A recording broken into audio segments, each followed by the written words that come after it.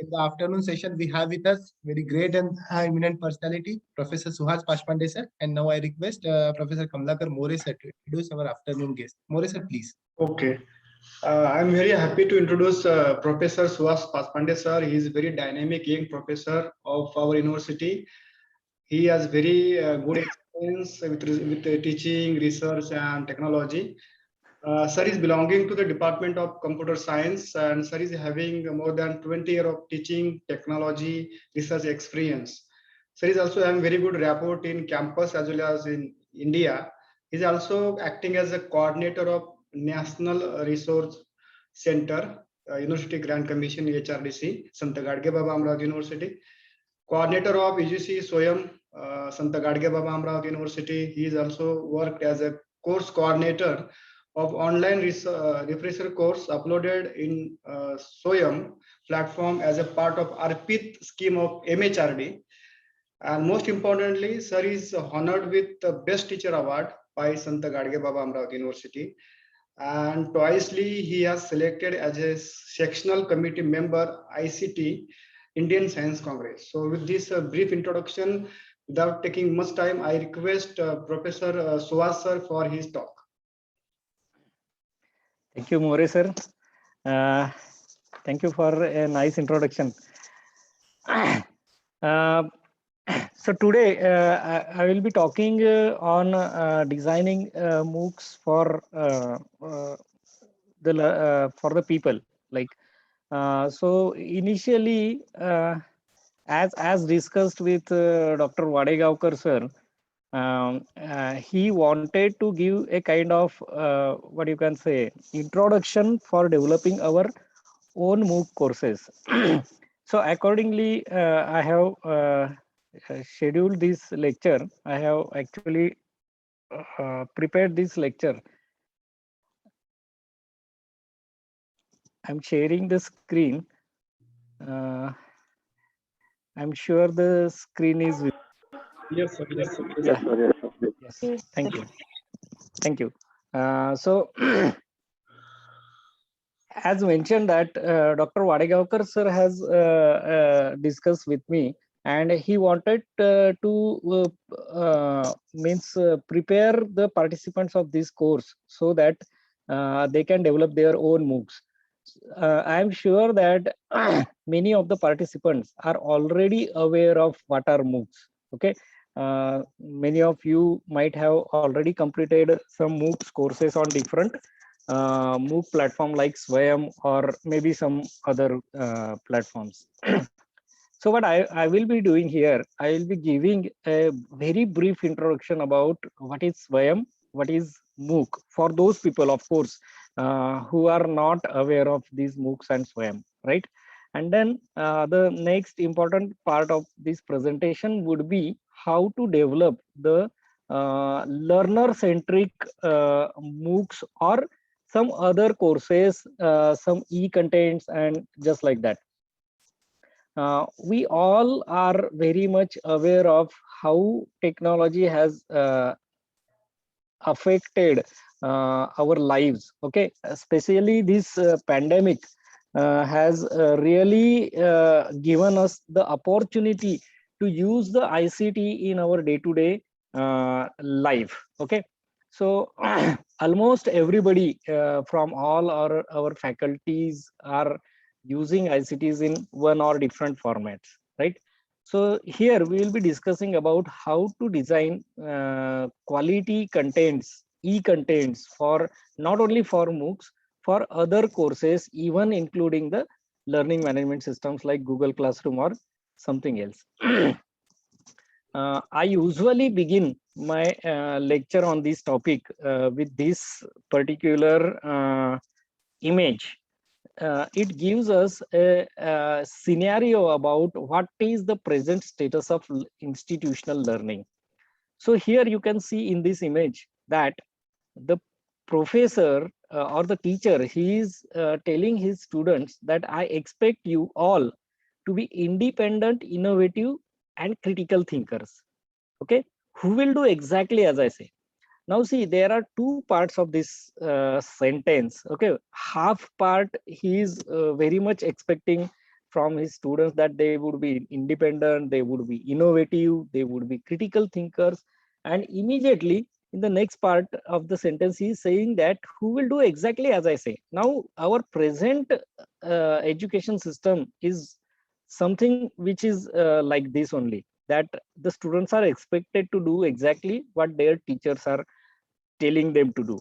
Okay, now if they are following exactly like that, then how can they be innovative, independent, and critical thinkers? There is one video developed, designed by the IIT Bombay people on this particular situation. I will be showing this video to you. This is an animated video, and intentionally again I am showing this video. This will actually solve two purposes. The first one is it will show the power of ICT in education. Okay, so lots of things are talked about, how the what you can say, the multimedia contents, the images, the graphics, how powerful they are for giving the message, for making some concepts easier to understand, right? So just going through this video, you will get to know lots of messages from this particular animated video. Just in case if you are not able to view the video, or if you are not able to listen to the audio of that video, please let me know. Okay.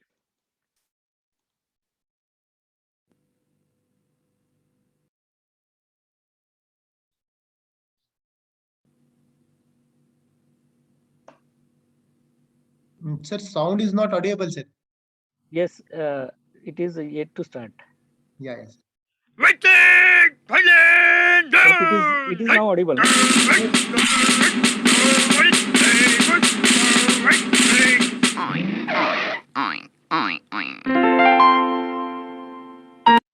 Is it audible now? Yes, sir. Yes, sir. Okay. Okay, great.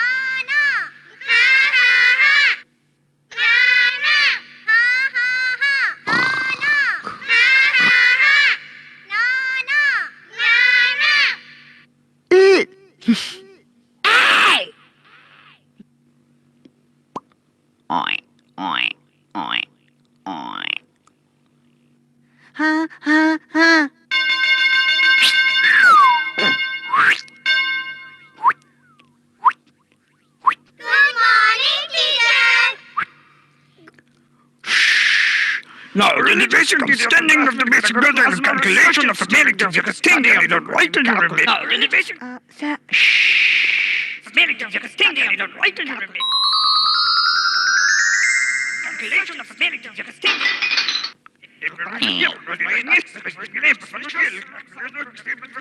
Right!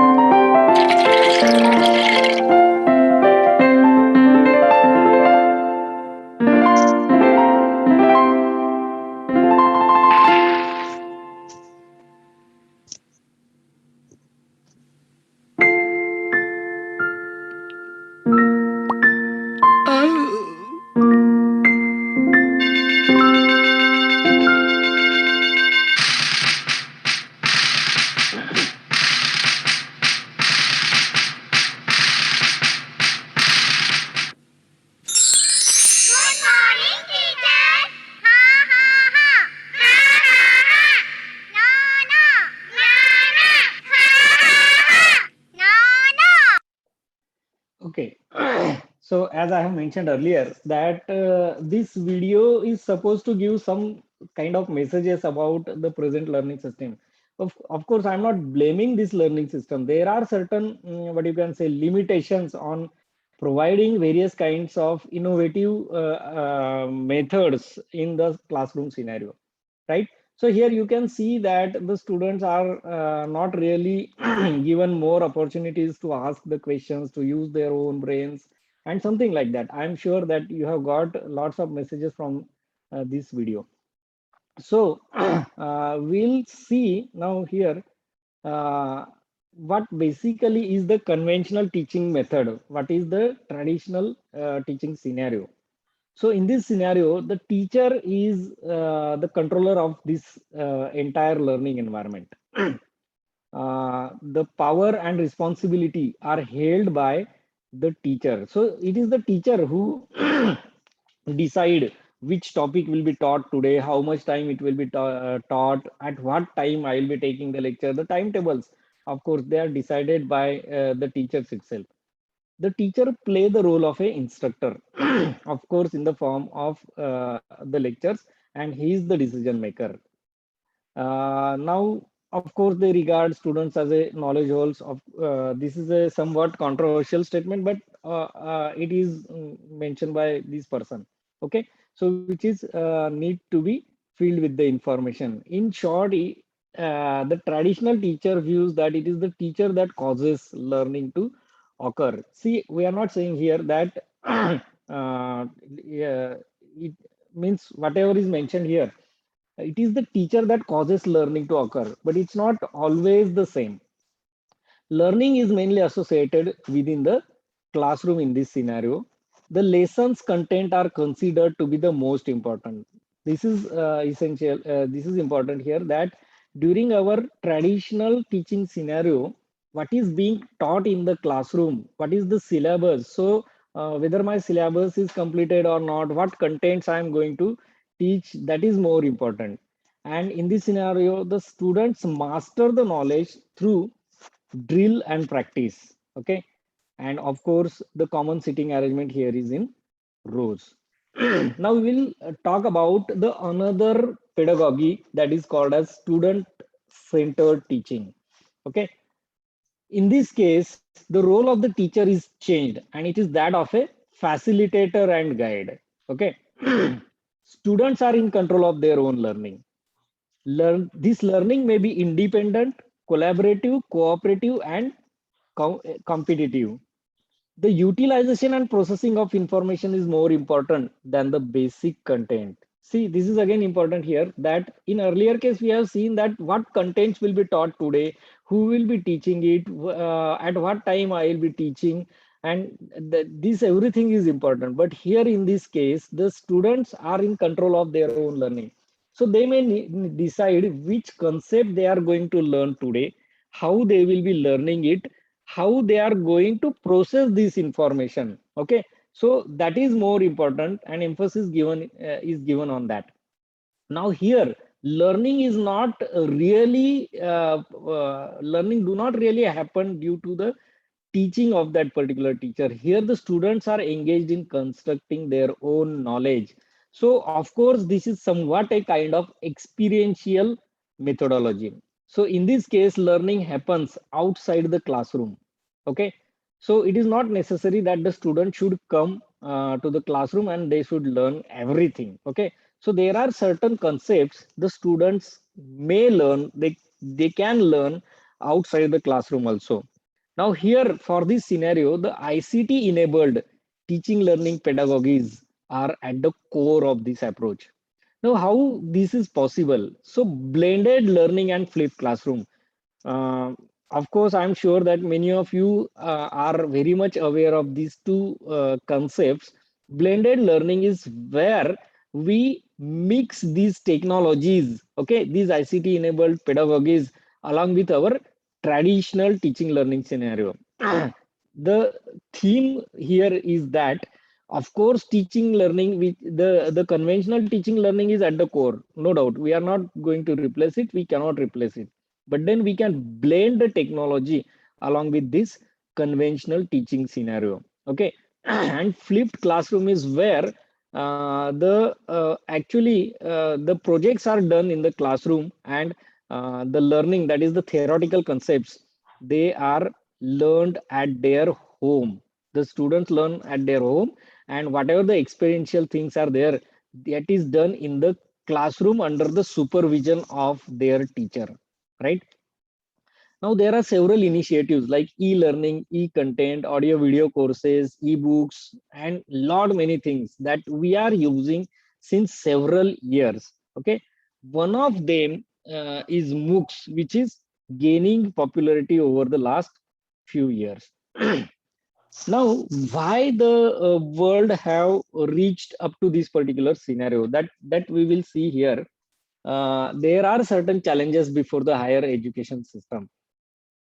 The first is increasing cost of education. We are all aware of this, and everybody will agree with this, that the education cost, specifically for the higher education, it is increasing day by day. Secondly, several colleges, specifically institutions, specifically at the rural areas or the remote areas, they are having inadequate infrastructure in the sense of the teaching learning purpose. Okay, so they may not have the high tech laboratories, they may not have the latest equipments, and just like that. So adequate infrastructure may not be there. Next problem is the lack of skilled faculty. There are several new topics or areas that have emerged. Okay, since this course is for life sciences, so bioinformatics is there, under biotechnology are there, and even in botany, zoology, there are several newly introduced areas. Okay, where the faculties may not be available at every institute, right? So this is one of the problem. The next problem is socio-economic barriers. This is a huge problem in our India. Okay, so the people from rural and remote areas, there are some people who are economically backward. Their social environment do not let them take the higher education. So we know that very good colleges are usually in some sort of cities, okay, in towns, and the people from villages, okay, they may not make it possible to go to that college, take admission, stay there. So they may not be economically that much stronger to afford this kind of education. So this is one of the barriers, and all of these things specifically result in this low gross enrollment ratio. So gross enrollment ratio in the higher education system is alarmingly low in our India. So for this purpose, the government also has thought a lot on this kind of things, and they have come up with several different solutions. Now, for moving towards these modern teaching learning pedagogies, one more factor has affected this particular decision, and that factor is change in learners' behavior and requirement. So whoever is the new learner, okay, so this generation is a tech savvy generation, techno savvy generation. We know that the children are much more comfortable with technology nowadays. Okay, all of us may agree that the very small kids from our homes, they are more comfortable with using the smartphones and other gadgets, right? So these people are already using this technology. Okay, now what we have to do is, whatever our traditional teaching learning pedagogies are there, these pedagogies are not really sufficient to sufficient to handle this new techno savvy generation. Okay, so we need to devise new pedagogies such that we can get them engaged into this classroom or in this teaching learning scenario. We want them to get engaged into this complete process, and one solution to this is adopt the blended learning strategy.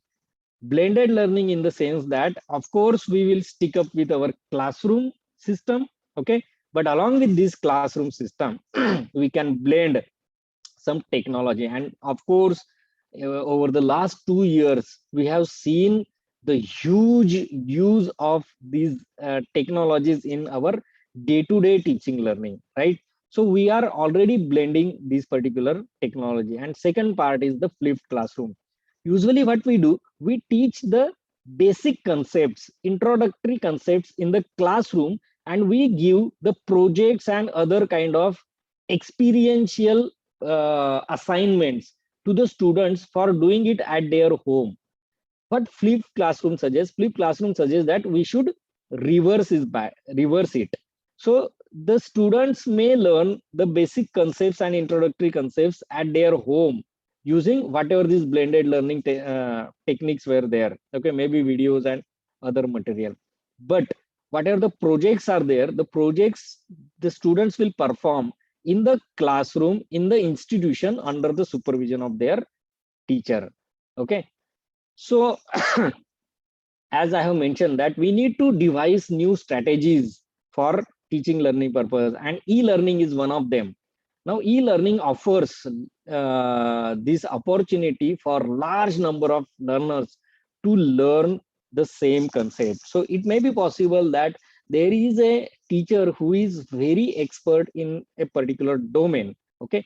Now this teacher, if at all some students are willing to learn from that particular teacher, then those students have to take admission to the institution where that teacher is teaching, okay. But then in this case, the number of learners who can take admission is very less. But in case of e-learning, if this teacher is designing his or her own course, okay, it may be online course, it may be ebook, it may be anything like that. So large number of learners can be benefited with this purpose. Now these learners can be geographically dispersed location. They may be from all of these different locations. It is not necessary that if that student is, if that teacher is from Amravati, then only the people who are from in Amravati, they will be benefited. It's not like that. So wherever these people are, okay, they can get benefited from this e-learning. Here in this case, a very limited mobility is required. Mobility in the sense, see, in our again traditional teaching learning scenario, in case of classroom scenario, if the students are willing to learn something, they have to go to that institute, they have to enter the classroom, they have to sit there and they have to attend the lecture. But then in case of e-learning, see, there are lots of kind of options available, like watching videos on YouTube. It may be an ebook, it may be a PowerPoint presentation or something like that. And this can be accessed at their own home. They may be in their offices, they may be anywhere else, okay. So wherever they get access to the internet, okay, the students can learn through that particular thing. Now here, a very limited daily time is required to devote to learning. So one advantage here is that even though the students who are willing to learn, they are working somewhere, okay. So out of their daily routine, they can spare some time and they can learn these new concepts. This next part, important part in this e-learning is the e-contents. So of course, whatever we are going to teach, this everything is provided with the help of e-contents. So what are e-contents? E-contents basically are the non-interactive resources, okay. Non-interactive, where there is no kind of interaction available, which is possible in classroom scenario. Of course, see, since beginning I am telling you that classroom scenario has got its own advantages. Only thing is that we need to blend the new techniques. So these are the non-interactive resources, such as it may be in the form of documents, Word documents, PDF files, it may be PowerPoint presentations, it may include the videos of the teacher, recorded videos, it may include the audio files, etc. Besides this, if the learner is willing to know how much the learner has understood the concepts, then self-assessments are also provided along with the e-content, so that he may be aware of that. Now, I will be going through the e-contents first. There are two different parts of this presentation. One is focused on e-content and rest of the larger portion is focused on MOOCs. So we'll first begin with e-content because every time I have seen that there are some ambiguities between the e-contents and MOOCs. Okay, so first thing I will begin with the e-contents. So this e-content is having a 4-quadrant approach.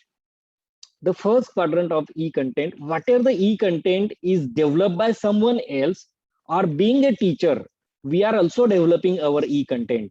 Now, what is the e-content? There is always a question that is asked by the participants. Sir, I have prepared a PowerPoint presentation and I am sharing it with my students. Now, can I claim the marks in e-content? First thing, I have recorded my videos and I have uploaded it on YouTube. Now, can I claim it as a e-content? So this is where I'm going to explain what e-content are there. So e-content primarily consists of 4 quadrants.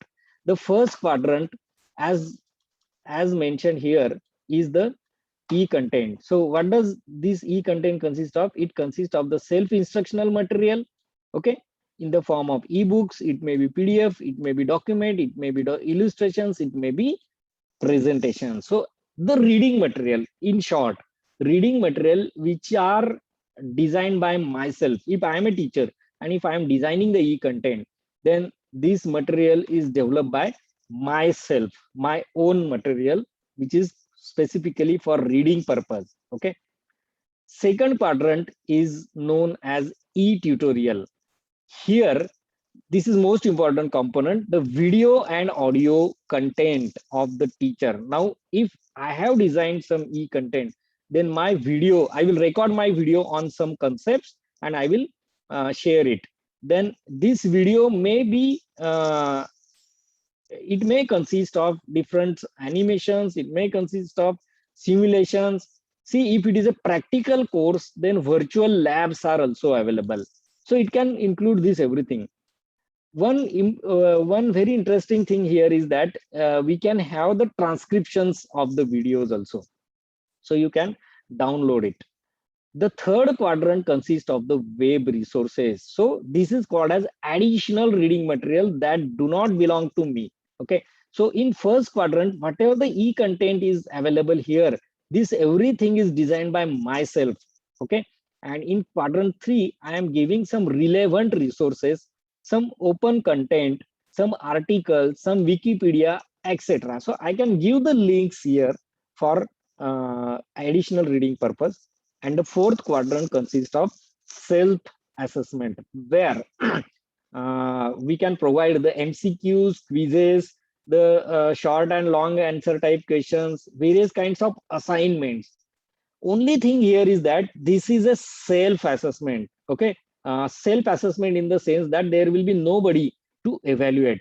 The students themselves will have to evaluate their own work. So MCQ, quizzes, and this everything may have been provided with the answers. The students have to solve them and then they have to manually check how much they have really understood the concept. So this is all about the e-content, 4 quadrants. The first quadrant is e-content consisting of the reading material. Second quadrant is the e-tutorial consisting primarily of the video of the teacher. Third quadrant consists of the additional reading materials, probably in the form of web resources. And the fourth quadrant includes the self-assessment.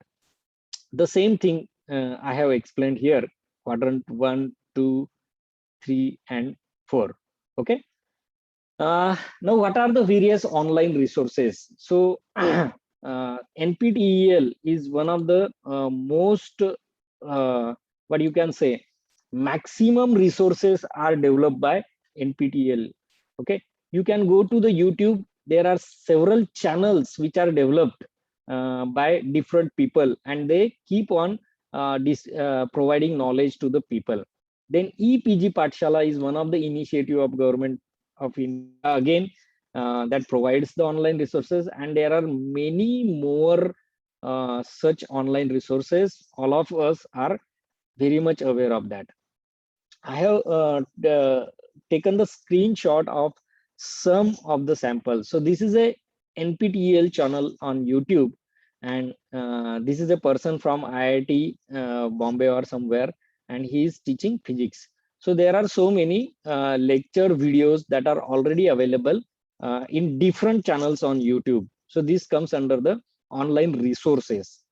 Then very nice initiative by MHRD, now it is Ministry of Education, that is EPG Pathshala. So here you can see that there are several topics, there are several subjects that are available across different domains. So whenever the people talk about the technology and the technology enabled teaching learning, then people say that of course these courses must include only technology or science related courses, but it's not like that. If you see the list of courses here on EPG Pathshala, now this screenshot is taken much earlier, now this list must have increased a lot. So here you will find that there are so many courses available. Architecture is there, biophysics is there, Buddhist studies is there, Chinese is there, computer science is there. You can see biochemistry, biotechnology. So biochemistry and biotechnology, there are 261 courses. Okay, courses means subjects individually for them. Then you can see environment science, there are 530 courses available. For botany, for bioinformatics, lots of courses are available. I will be showing you one sample. So on EPG Pathshala, I have searched for the subject computer science. Here you will be provided the option for selecting the paper and the corresponding module. So here I have selected the paper computer networks, and I am selecting the module overview of that. So here you will see that the first quadrant, that is e-text, e-content, right? So this is where the lecture notes, reading material of that particular developed by that particular teacher is available. Okay, this is the here they have called it as quadrant 4, but this is quadrant 3, where the additional reading material or supporting material is available, given in the form of various web resources. Then this is the second quadrant, that is e-tutorial, which includes the video of the teacher who is teaching a particular concept. So this was all about the e-content that is available on EPG Pathshala. Now we will come towards our primary topic, that is MOOCs. What exactly MOOCs are? MOOC is massive open online courses. Okay. Why we are calling it as massive? Because it allows enrollment in massive numbers. As I have mentioned that if somebody is taking admission to some course, then every course has got a specific sanctioned intake. So let's say if somebody is taking admission to MSc Bioinformatics in Sant Gadge Baba Amravati University, then the intake capacity is maybe 20 or 30. So we cannot accommodate more than 20 or 30 students in that particular course. But then the MOOC courses are such that there is no limit on how many students can enroll to that particular course. Okay, so there might be thousands of learners or even millions of learners registered to a single course. The O stands for open. These courses are open to all. Okay, open to all. There are no mandatory qualification. So let's say if there is some course, there is some subject in bioinformatics, concept in bioinformatics, which some people are willing to learn. Okay, now if they have to learn bioinformatics, then traditionally in our system, what we do, they have to take admission to a particular course. Let us say MSc Bioinformatics, then only they will be able to learn that particular concept, that particular subject. Okay, and for taking admission to MSc Bioinformatics, the student must have completed BSc in Bioinformatics. But then the MOOC courses are not like that. There are no mandatory qualifications required at all. Anybody can take admission to any course. Okay, I will give one example. There is a garage mechanic. This garage mechanic is nearly illiterate, or he has studied up to maybe SSC or HSC only, but then he is willing to learn some concepts related to automobile engineering.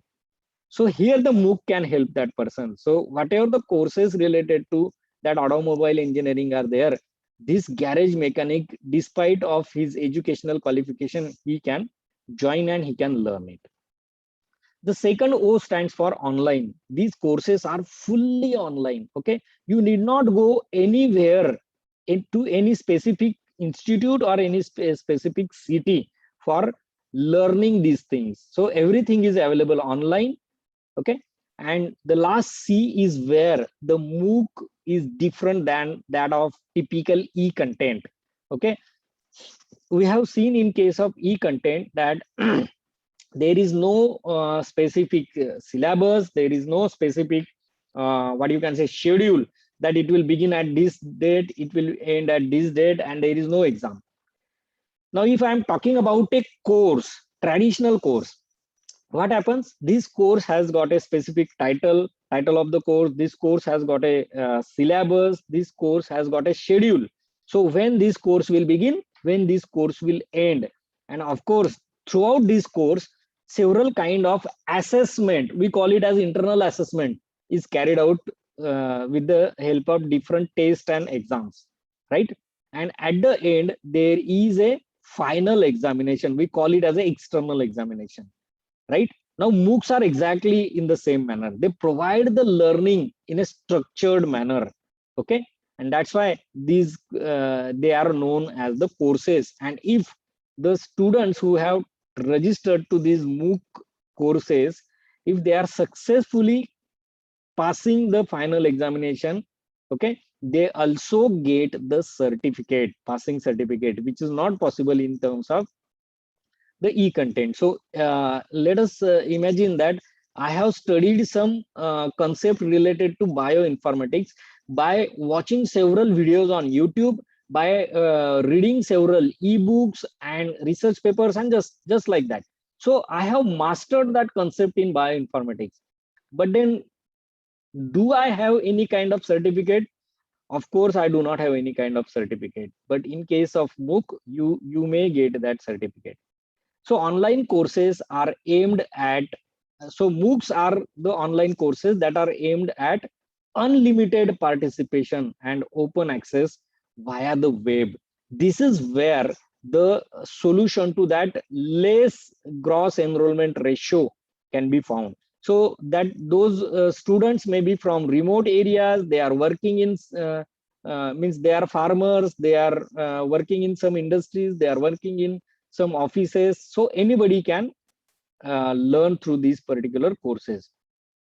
So basic philosophy of MOOCs is 3 A's: anyone, anytime, anywhere. Anyone. So he may be a farmer, he may be a bank clerk, he may be an engineer working in some office.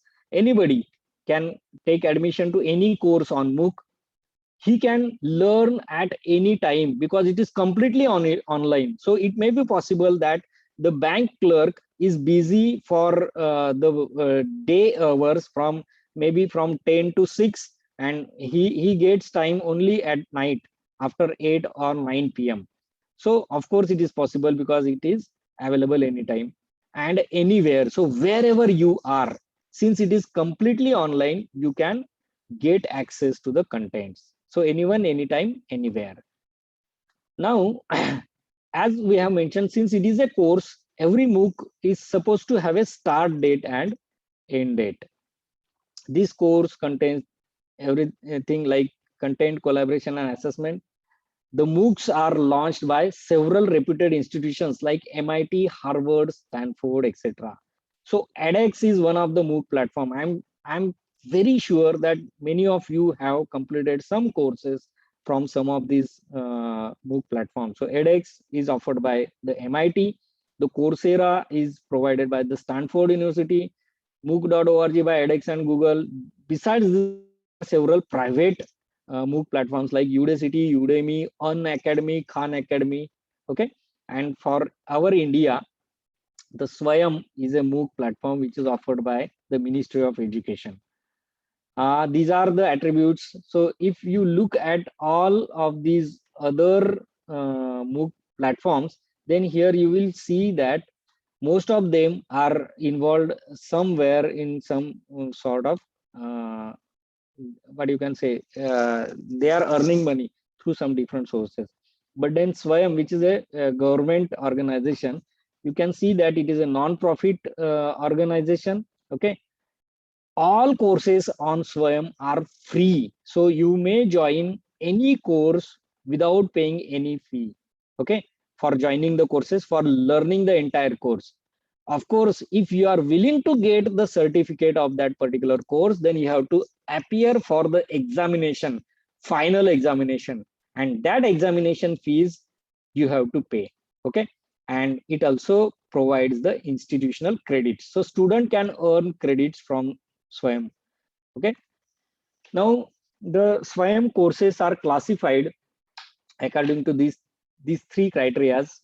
So whether the MOOC courses, whether they are paid or free. In case of Swayam, all courses, all MOOC are completely free. Okay. Next, they are classified according to whether they have got some schedule or not. Okay. So as I have mentioned that every course starts at a particular date and it ends on a particular date. So it has got a schedule. Whereas there are some courses that are called as self-paced courses. Now, which are those courses? These are the courses which are skill-driven courses. Okay, skill-based courses like photography, yoga. These are the courses in which we may not be interested in taking examination of the learners. Okay, we are more interested in providing knowledge. Okay, these are the awareness programs and something like that. So these courses are self-paced, so the learner can join at any time, the learner can leave at any time. Next thing, they are classified according to whether they provide the credit mobility or they do not provide the credit mobility. Credit mobility in the sense that we know that CBCS is implemented everywhere, so the students can take some course on Swayam, and whatever the credits they earn on that Swayam, it will be reflected on their mark sheet. So Swayam is a MOOC platform. Okay, it offers massive across almost all subject domains. Okay, the courses ranging from school to university level. Then the MOOC courses on Swayam provides certificate as well as credit transfer, and this is the full form of Swayam, study web of active learning for young and aspiring minds. So this is MOOC. Now these are some of the jingles that are designed by Swayam for promotion of the MOOC. I'm just going to skip both of these jingles. You can see them on YouTube or on Swayam website. So this is the portal swayam.gov.in, where you can access all the contents. You have to first register here, and next time you have to sign in every time. So the courses that you are willing to look for, you can search here, or you can click here to search through the catalog of courses that are available. Swayam also has got its mobile app. Okay. These are the different learning paths. As I have mentioned that Swayam provides the courses in different domains. So for school education, some courses are available, undergraduate, postgraduate. Not only that, the courses related to out of school education. So the courses that are not taught in your school or college or institution in typical scenario, such courses are also available on Swayam. So what are such out of school courses? See, I have given the example of photography, then film studies is there, modern drama, Indian drama is there, history is there, and lot many courses are there. Okay, such courses come under this category. And besides this, the ARPIT, that is annual refresher program in teaching, This is one kind of new category that is introduced by the government of India ministry, okay, Ministry of Education. See, we all know that if we are willing to do some refresher course, okay, so we apply to some HRDC. Now every HRDC has got some limit to how many participants they can take. So even for this course, there might be some 30 or 40 participants maximum. So many faculty members throughout India were not able to complete their promotion under caste just because they were not able to complete their refresher courses due to several reasons. So here, this ARPIT is a very good opportunity where thousands of learners can be accommodated in one ARPIT courses. Fortunately, our university has got a ARPIT course. We have got this on Swayam, and every year we have got more than 2,000 participants almost for these ARPIT courses. Now, as I have mentioned, that Swayam offer the credit transfer, so students can earn the credits, okay, or they can earn the certificate. Okay, so here I will just take a short time here for explaining the importance of this certificate. Let us say that I am a teacher in computer science, right? Now in my class, if I am what I can say, I am inspiring some of my students to take admission, enroll to some courses on Swayam that are offered by the IIT Bombay or IIT Kharagpur or something like that.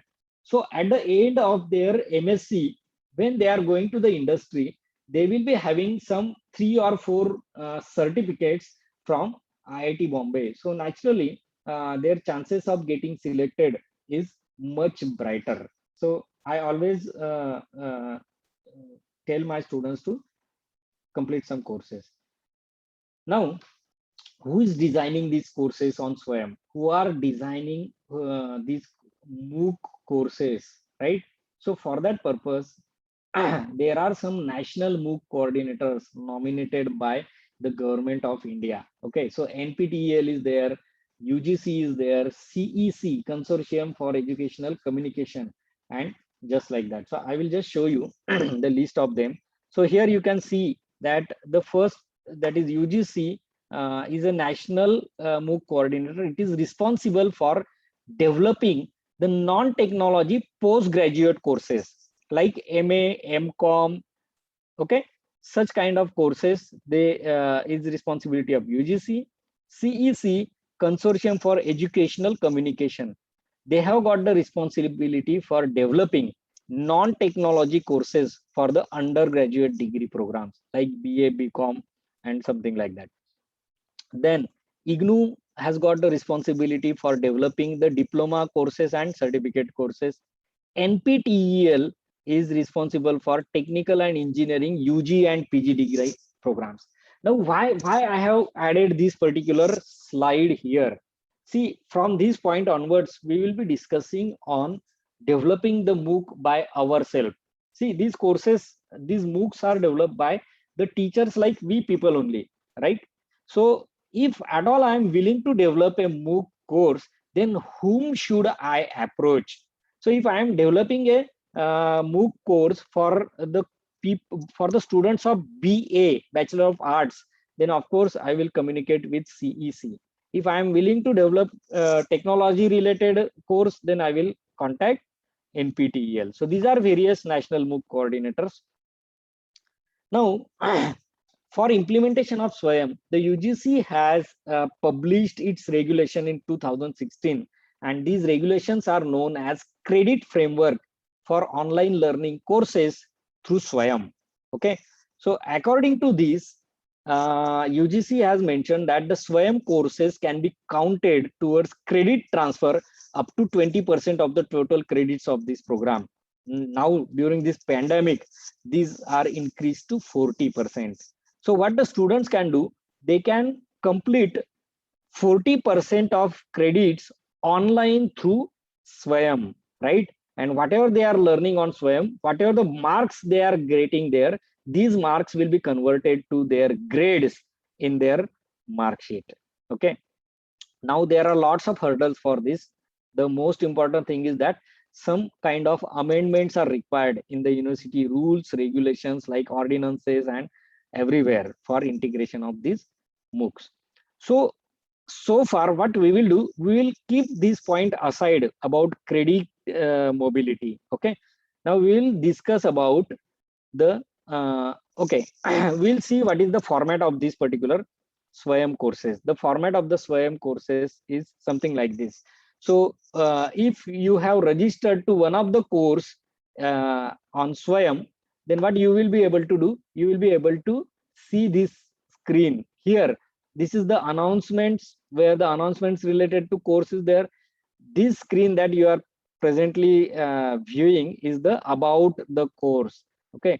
So this is the information about the course. Okay. This is the video, introductory video. So every course has is having a almost 5 minutes video that provides you the introduction of that particular course. At the left hand side, you will be able to see the contents of that particular course, right? So here, this is that particular point.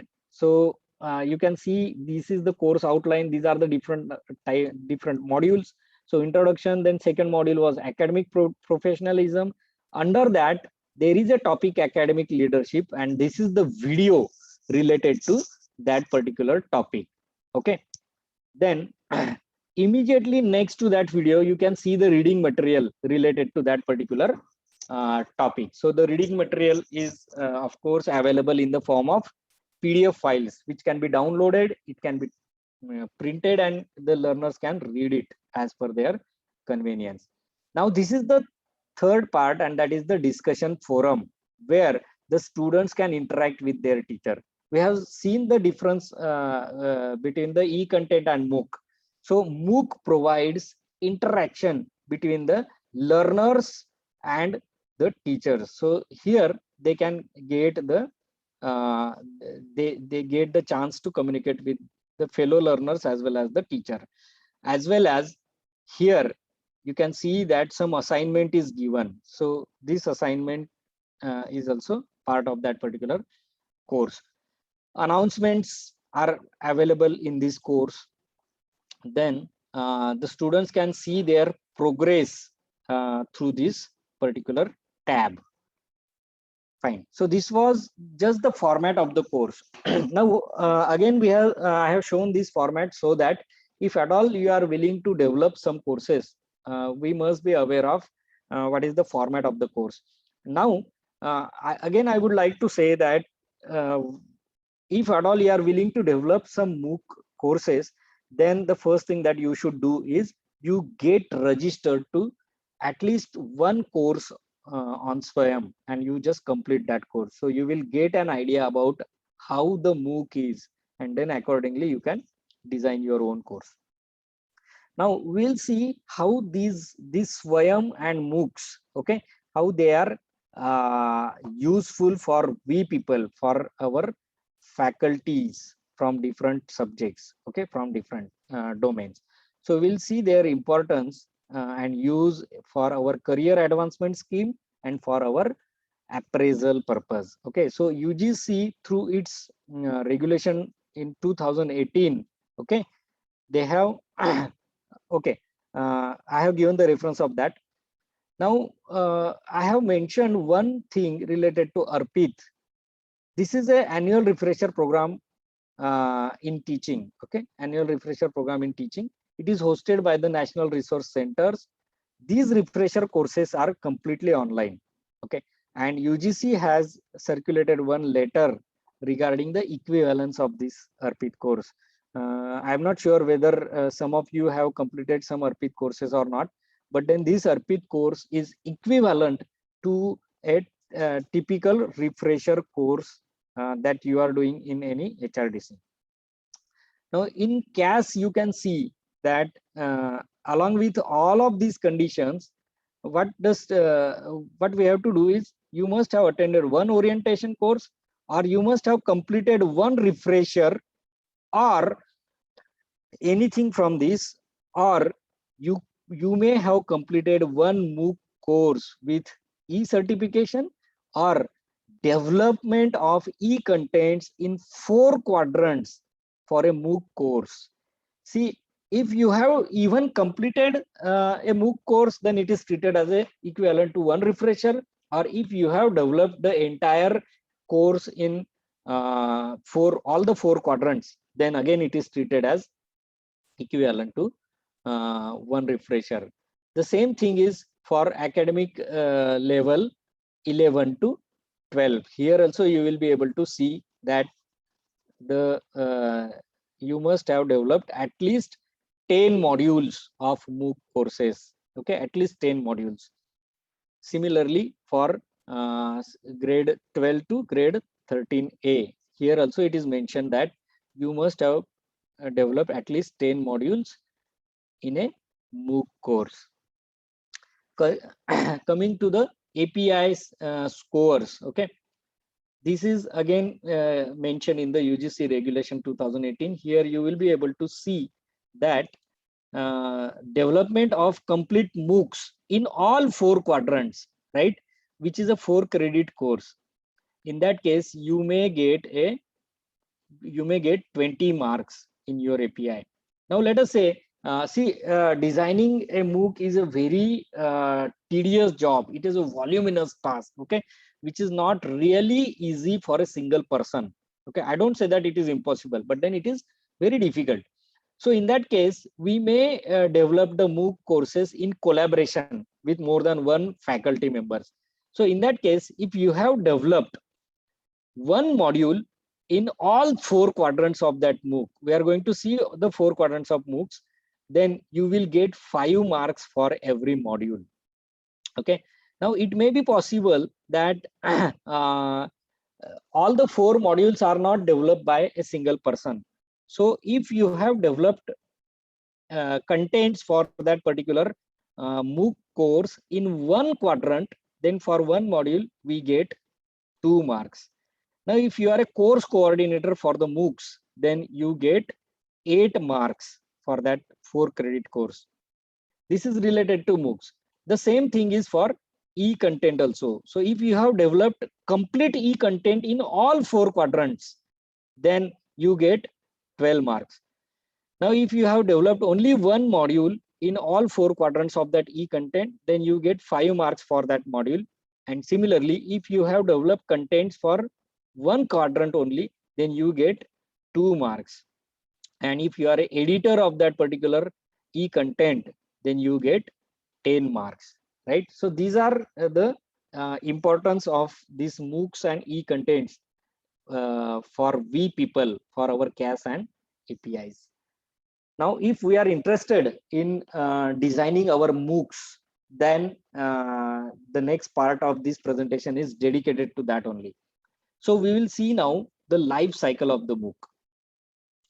The very first step in the life cycle of the MOOC is course proposal and approval. So you have to submit your proposal.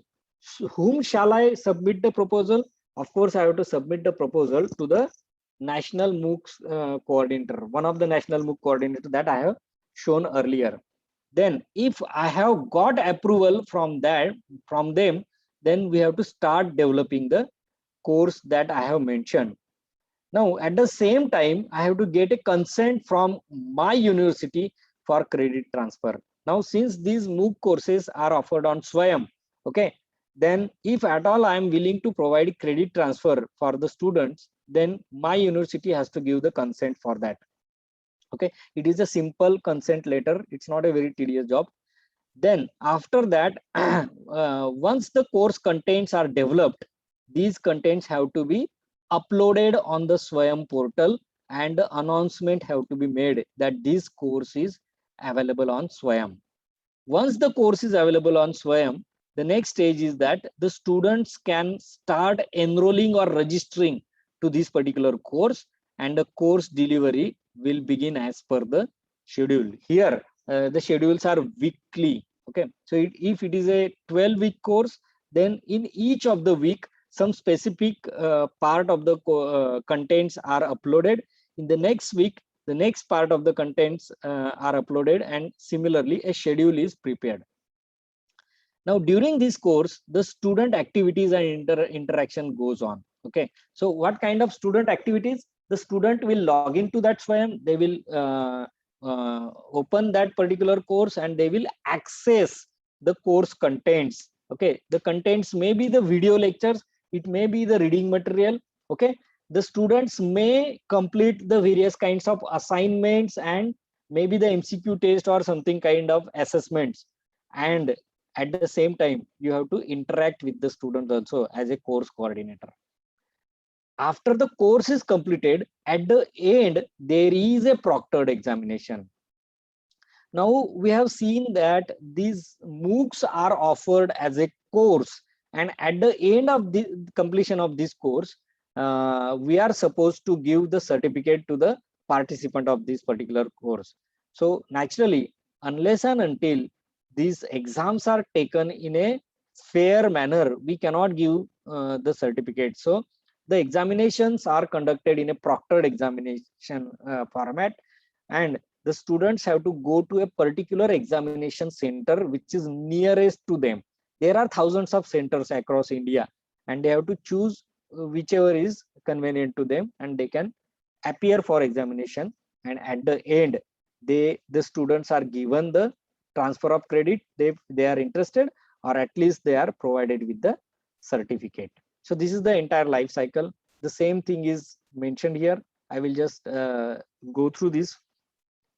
So we have to submit the course proposal to the national MOOC coordinator. As I have shown earlier, if I am developing a course for, let us say, BA, Bachelor of Arts students, then I will communicate with CEC, Consortium for Educational Communication. I will submit my proposal. Now, under this proposal, I have to mention certain thing. I have to mention the overview of the course, what the course will be, what will be the syllabus of the course, what are the objectives, what are the learning outcomes, XYZ. Then who is the target audience, whether it is for BA Economics, whether it is BA History, whether it is MA Economics or something like that. Then what is the delivery mode, whether it is a scheduled course, like it will start on a particular date, it will end on a particular date, or whether it is a self-paced course. Okay, so if I am teaching photography, then it may be a self-paced course also. Then the course is approved by this national coordinator if they found that the proposal is suitable. Now, once you get approval, then a MOU is signed between the national MOOC coordinator and your institution. Okay, and after that, the funds are released for developing the courses, and these funds are pretty good funds, wherein you can develop your own studio in your institute. So more than 15 lakh rupees are provided by the national MOOC coordinators to your institute. Okay, now after that, once the funds are released, you can start developing your courses. So course schedule may be of some 8 weeks, 12 weeks or 16 weeks or something like that, depending upon how much you are going to cover in that particular course. Then what you have to do is, the first thing that you have to do is you have to prepare a 5-minute introductory video for your course. Now this video will consist of everything related to your course. I am going to talk specifically on this particular video because this is very important part of your course proposal. Then you may have to develop the 2 minutes videos for every week for introducing what you are going to cover in that particular course.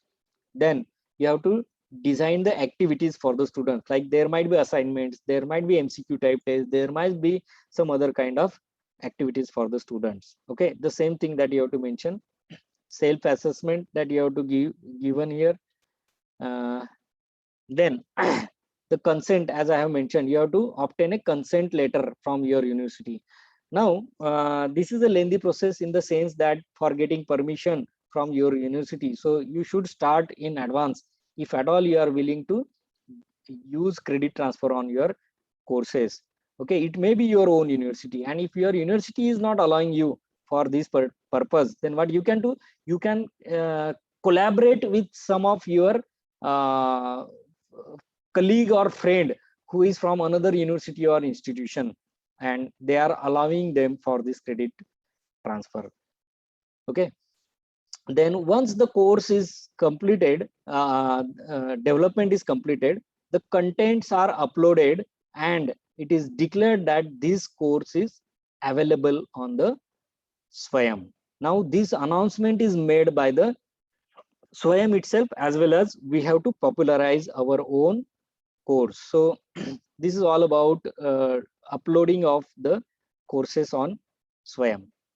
Then once the course is uploaded and announcement is made, the student can start enrolling into that courses. Now we can invite the co-faculty to handle the course and invite the teaching assistant to assist the course coordinator. See, as I have mentioned that the MOOCs have no limitation about the intake capacity. So enrollment can be in thousands to millions also.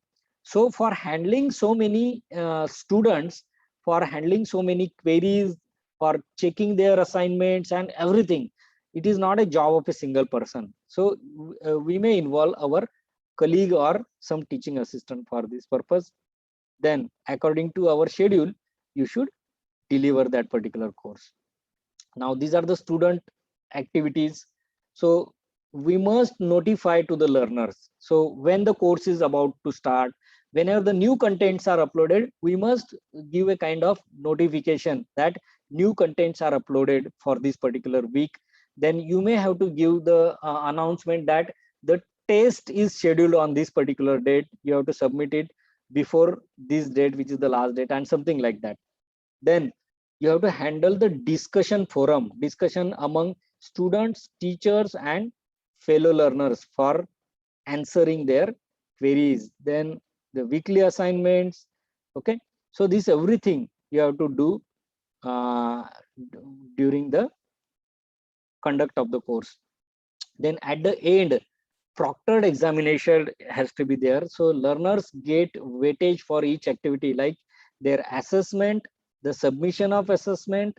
Then the last one is the proctored examination by some professional agency like NTA, National Testing Agency. So students register, as I have mentioned, that they register for the preferable center, and at the end they get their grades and certificates. So in the last stage, whatever the grades they have obtained, these grades are transferred to their mark sheets. Okay, so this was all about the life cycle of MOOC. Now if I have decided to design the MOOCs, then what should I do? What are the guidelines for designing the MOOC? The first most important thing that I should know is the 4-quadrant approach of the MOOC. Okay, so we have seen the 4-quadrant approach for e-contents. Now the 4-quadrant approach for MOOCs is somewhat different than the e-contents. Okay, so here you will find that the e-tutorial, which was the 2nd quadrant in e-content, is now the first and primary component, primary quadrant of this particular MOOC. So e-tutorial consists of the video lectures mixed with the animation, vagara, etc. Okay, it also includes the transcription.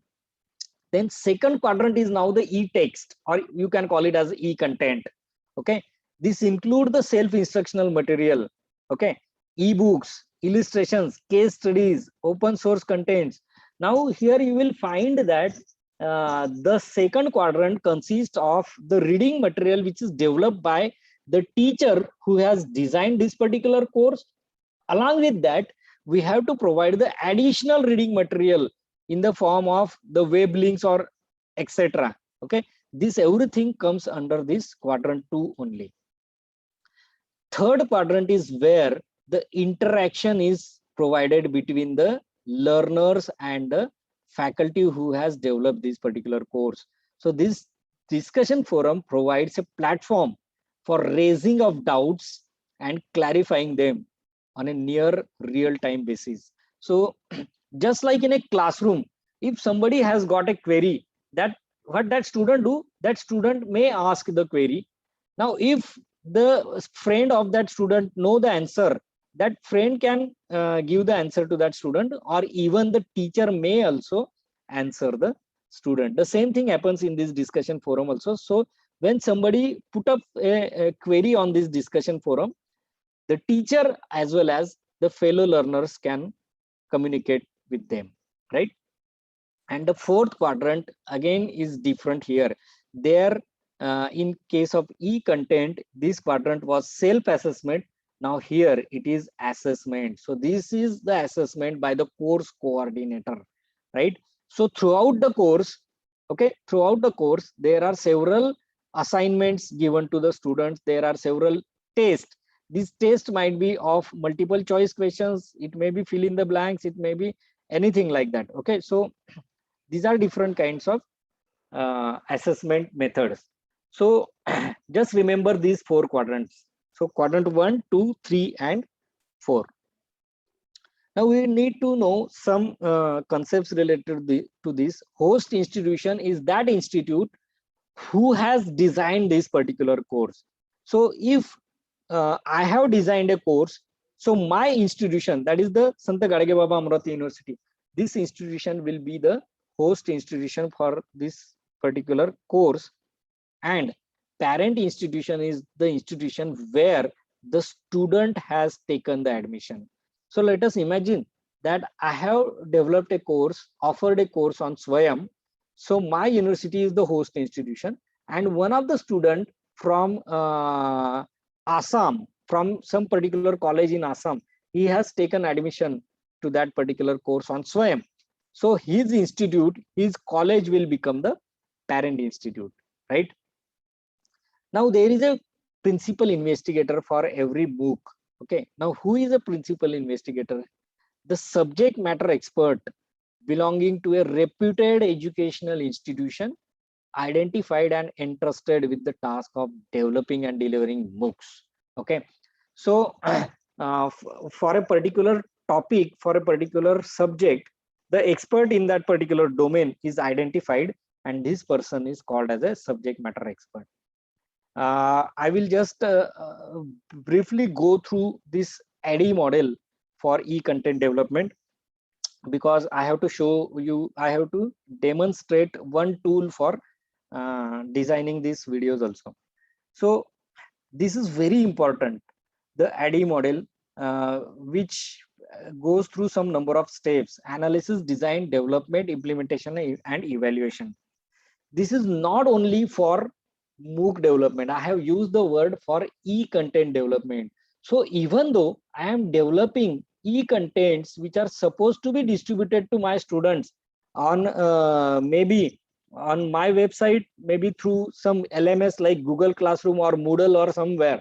So whenever I am designing e-contents, I must go through these 5 steps. We will go fastly for these 5 steps. The first thing, we need to do the need analysis. Okay, so what is needed for this particular course? Okay, identification of that course level goals. Okay, and the second one is identification of the target audience. Okay, so I have to analyze who is my target audience.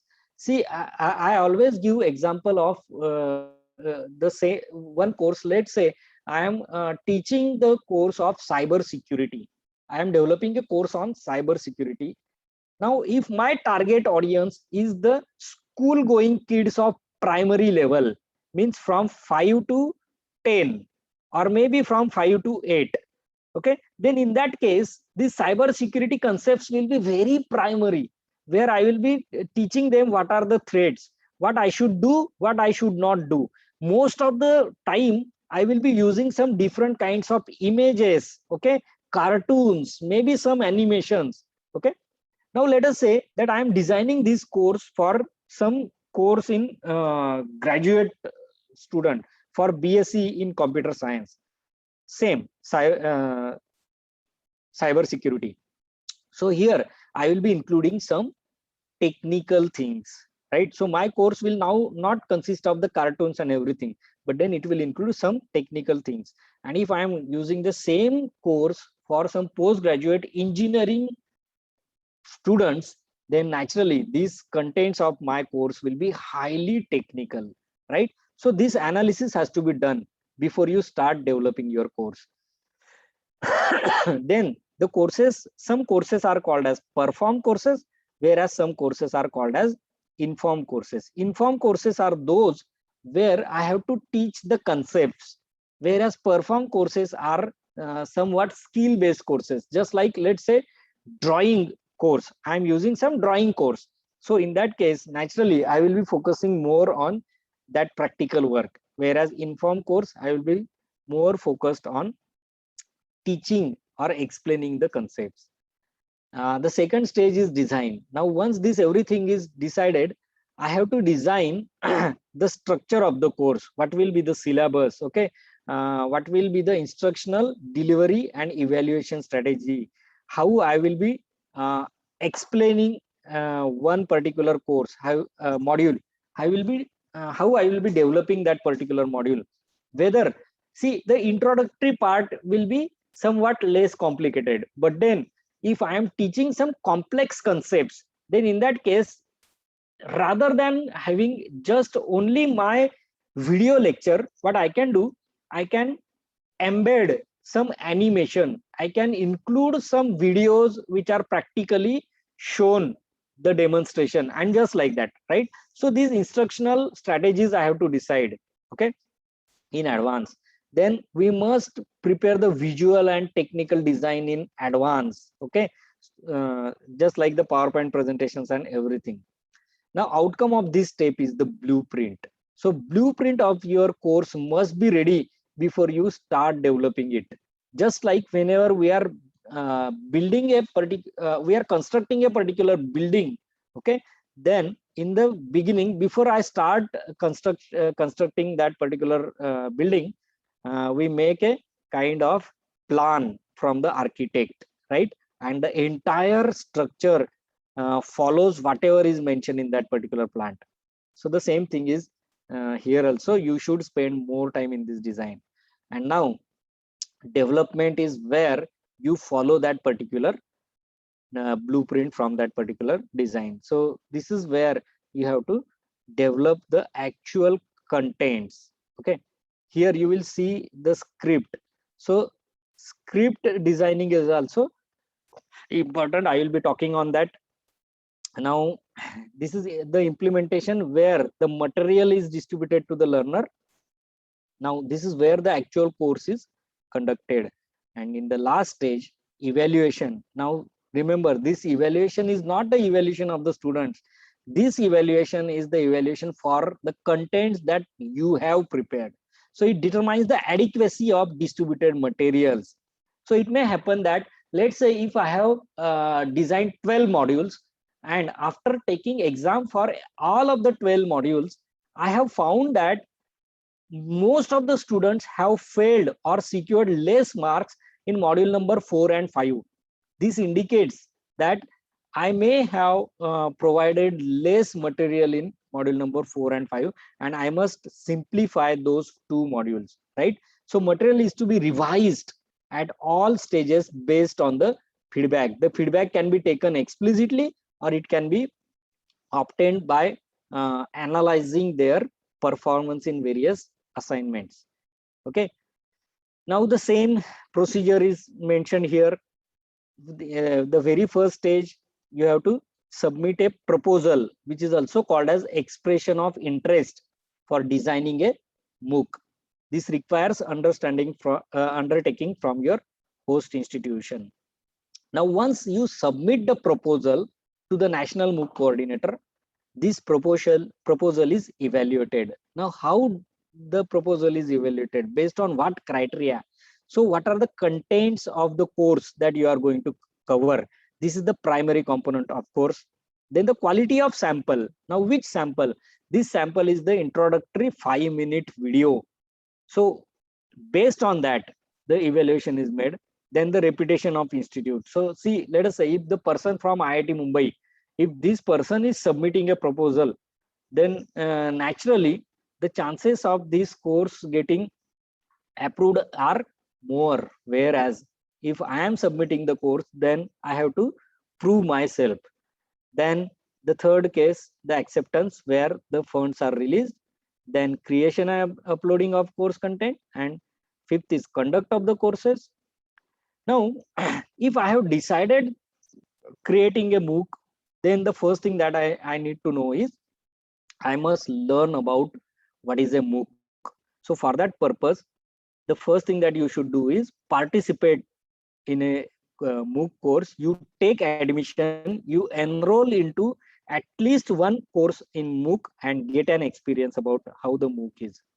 The second thing, before developing your MOOC, is you need to know for whom I am developing, as I have mentioned. Then you have to choose a topic or the subject matter for developing that particular MOOC. Then you must build a team. See, developing a MOOC is not a job of a single person. You require an entire team, complete team. So this team consists of various academicians, content writers who will be writing the content, some subject matter experts, okay, videographers and studio crew. Then you require the video editor person, some sort of graphics and animation artist, the teaching assistants who will be helping you to coordinate the course, etc. Then you have to design the course structure, as we have seen in that ADDIE model. Okay, the second step of that model, design. Then you have to design the educational content, the plan, the schedule. Then in the next stage, you have to actually produce the video and other e-content as per the plan that you have designed. Then this is also important. At every stage, there must be a strict quality check on academic level as well as the technical level, because see, these courses are the online courses. So once the contents are uploaded, the contents are available online to anybody who is connected to internet and who has joined your course, right? So academically, it must be very clear. It should not consist of any kind of plagiarism or anything like that. Technically, it should also be good one. Then uploading of the course, then promotion of the course. Now, once I have designed the course, of course, Swayam promotes that these are the courses, but then it makes the promotion for all courses. You need to promote your courses yourself also. Then communication between the learners and other stakeholders, and assessment of the course. And at the end, you must take the feedback of your course. So I think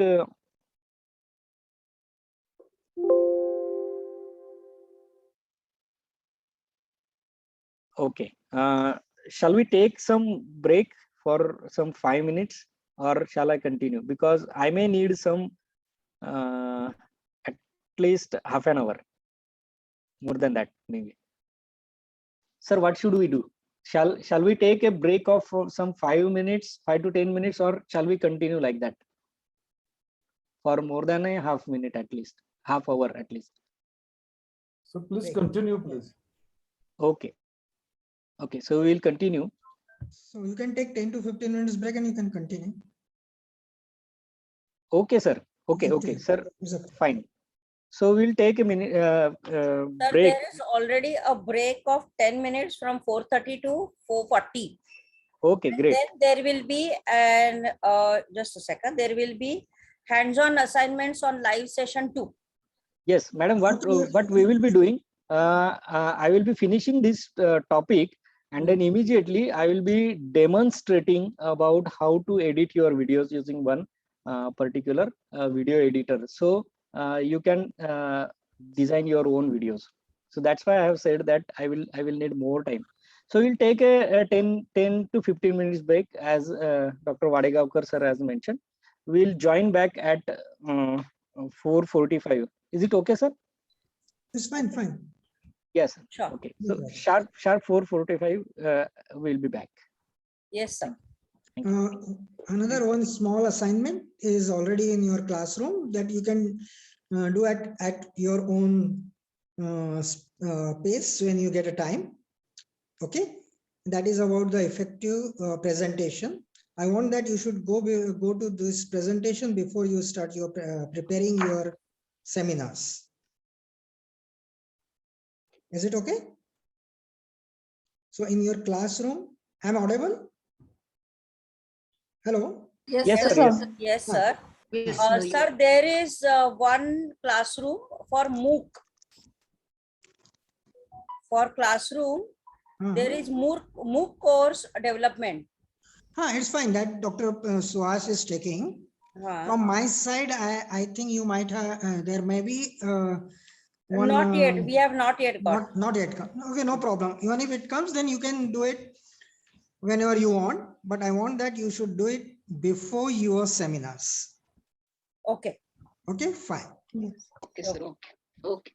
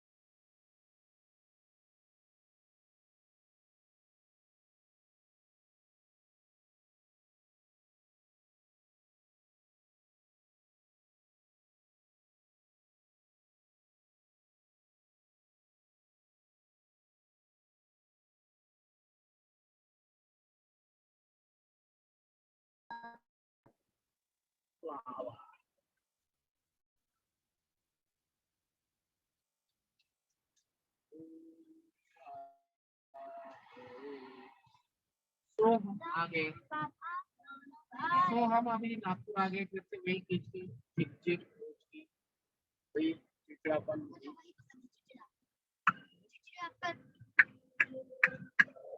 habit हो गई क्या?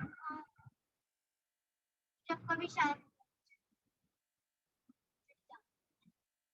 पर कोई किसी को मारेगा डांटने तो डरना पर मारे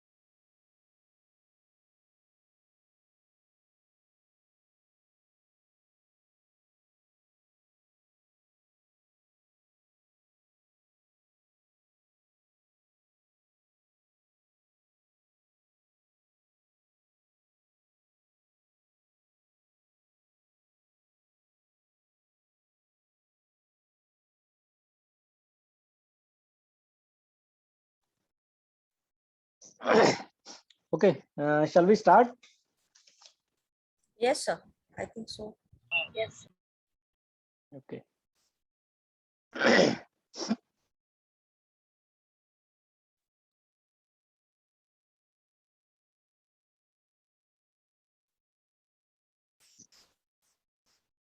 So we have seen the steps for designing the course, stages for designing the course. The very first stage was submitting the proposal to the national MOOC coordinator. Now I'm going to explain in detail. So as I have mentioned in earlier slide, that whenever you are submitting the proposal, okay, whenever you decide to develop your own course on MOOC, the first thing that you should do is you should take admission to some course and experience how the MOOC is. So exactly in the same manner, we have to design the MOOC. Okay. The next stage, the second point here is you must decide for whom we are designing this particular course. Okay, the target audience, because depending upon the target audience, the contents of the entire course are going to change. Okay, I have given you the example of cyber security. So depending on the target audience, whether they are primary student, whether they are undergraduate student, whether they are postgraduate student, accordingly the same subject contents for the same course are going to change. So you have to analyze that first, then you have to choose this topic, the subject matter on which you are going to design your course. The next stage, when you are submitting the course proposal, see, that time itself you should build your team. So if you do not have a team, believe me, it is very difficult, it will be too difficult for you to design the entire MOOC on yourself. So you must have a team at the same time when you are submitting the proposal. It will include this everything as I have mentioned.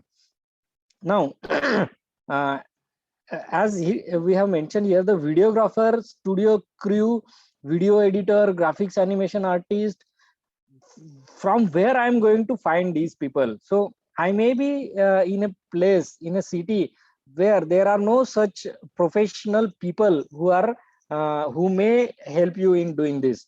So fortunately, there are some professional agencies who help you to develop your contents for these MOOC courses, right? So these professional agencies are also approved by the MHRD also. So they develop the entire content in whatever the rates are approved by the government of India. So this job is very much easy. The only thing that you have to do is you have to identify who is going to design the content, okay, who is going to present in front of the camera. Just the academic part you have to handle, rest of the technical part for designing the for recording the videos, for editing the videos, for mixing the contents, this everything will be taken care by these professional agencies. Then you have to design the course structure and prepare a plan, means you have to make this groundwork before you start working. Okay, then as I have mentioned, that part of the proposal itself is a 5-minute introductory video. Okay, this 5-minute introductory video, we have seen the some of the criteria for evaluation of the proposal. One of them was the sample video. So this sample video is the same promotional video. Now what this promotional video is supposed to cover? It should cover the introduction to the topic that you are going to cover, introduction to your course, what you are going to cover, how it is important for the audience. Okay, so of course we have mentioned the target audience. So whoever is the target audience, how important this particular topic is, then what will be covering through this particular course, then what will be the modes of assessment, etc. So just going through the video, the people should get an idea about what they will be learning through this particular course. Now, this promotional video, we must make use of the graphics, animation, various kinds of photos, the slides, etc. See, as I have already mentioned that this is one of the part of evaluation criteria for your proposal. So it should be very nice. Okay. Now, although I have mentioned that you should include this everything in your video, this should be for illustration purpose only, not for decoration, right? Otherwise, what we will be doing, we will be adding too much slides, too much animation, too much graphics in our video, and ultimately the video will become gaudy than it should be a decent video. Okay, so for example, 3D animation, history of Roman Empire. So these are some of the example of the courses. So let us say if I am designing a course on history of Roman Empire, so at this promotional video, as a course coordinator or designer, I will be explaining what I am going to cover, what topics we will be covering through this course. Now, at the same time, if some images of the Roman empires are shown in the background when I am talking, then this will add a very good impact. Okay, if it is a 3D animation, then if some 3D animation is shown when I am talking something on screen, besides me, if some sort of 3D animation is shown, then again it will be very nice for the people who are watching it.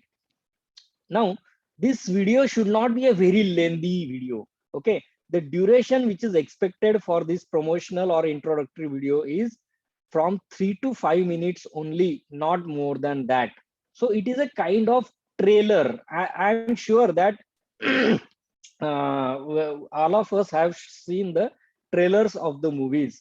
So even though the movie is for 3 hours, the trailer is for some 3 to 5 minutes, and this trailer is so nice that people just going through that trailer, they came to know what are the contents of that particular movie, and it is designed in a very nice manner.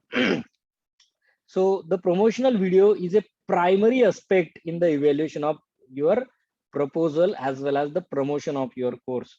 So naturally, the contents and quality of the sample video, it should be very nicely designed. As I have mentioned, I have already given this example, and we must try to make it most informative and most attractive. So as far as possible, you should include the maximum information. I'm going to show you the example of how the promotional video should be. Okay. I will be showing you some 2 examples of the best promotional videos. Now, the next thing is, once I have made all these preparations, the next thing that I have to do is I have to submit this proposal. And for submitting the proposal, the expression of interest are invited by the national MOOC coordinators, like whatever these UGC, CEC, ICT are there. Now, these are some of the examples. So the expression of interest are usually given in online. So here, swayam.inflibnet.ac.in. So Swayam itself invites the expression of interest. So this is the portal where you can find this expression of interest. Okay. Now, who can submit the proposal? Okay. So there are several queries. Several people ask me, am I eligible for designing the MOOCs on Swayam? So these are the eligibility criteria. So any faculty member in a duly recognized institute. Now, which institute is duly recognized? If I'm talking about UGC, then that 2F12B. Your institute must have that 2F12B certificate.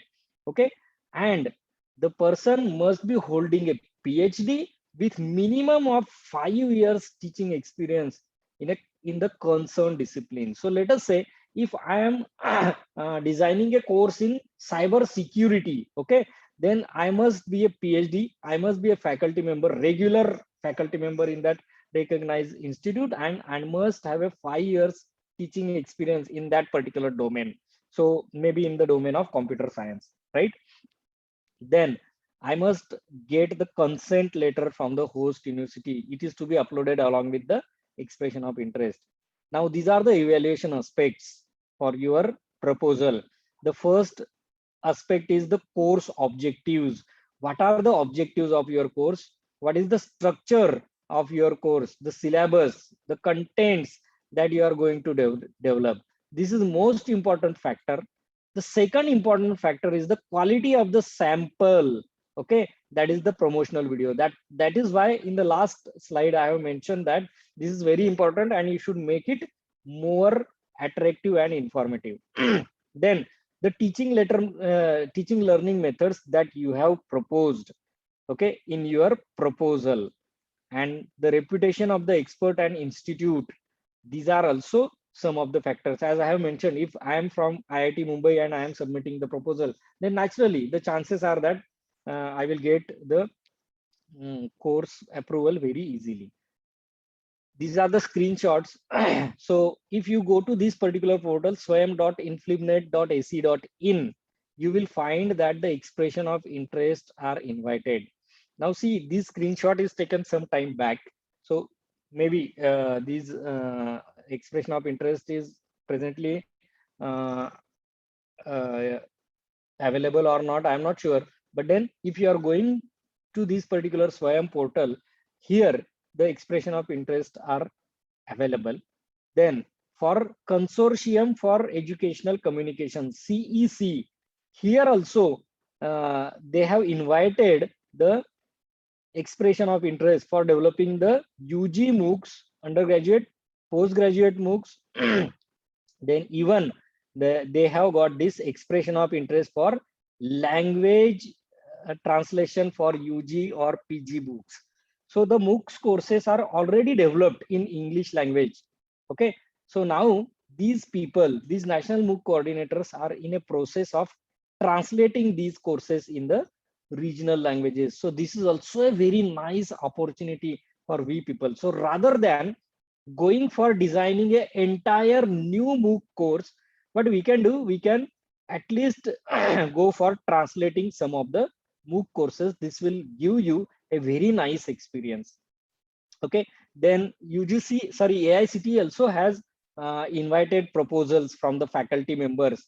So there was an email sent by AICTE to all vice chancellors for development of online interdisciplinary courses for self-paced learning. Self-paced means for skill-based courses, right? So in these areas like Ayurveda, Indian knowledge system, handicrafts, agriculture, etc. Okay, so for this purpose, they have already invited the proposals. Now what you have to send? See, you have to send a 3-minute introductory video, the video that we were talking about, the outcome for the learners, the abstract of the proposed online course, not more than 3,500 words, and the resume of the course coordinator, that is the subject matter expert who will be developing this particular course. And these proposals along with the introductory video have to be submitted on this particular email ID. This was in January 2021. Then the NPTEL also have got a very nice opportunity. They have provided a very nice opportunity for the faculty members.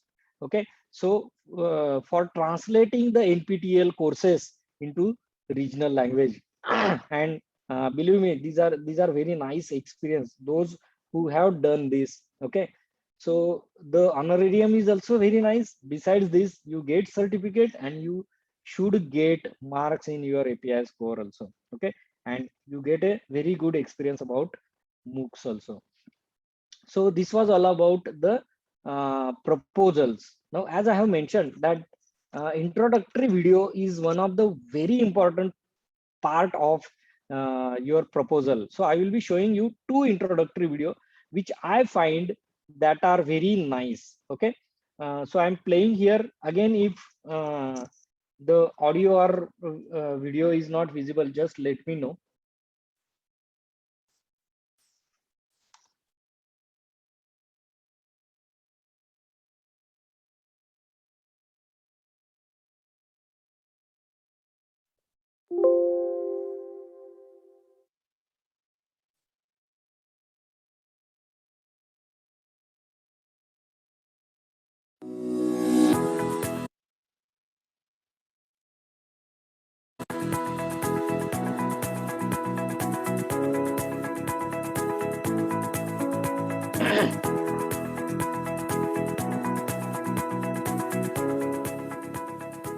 Photography is all around us.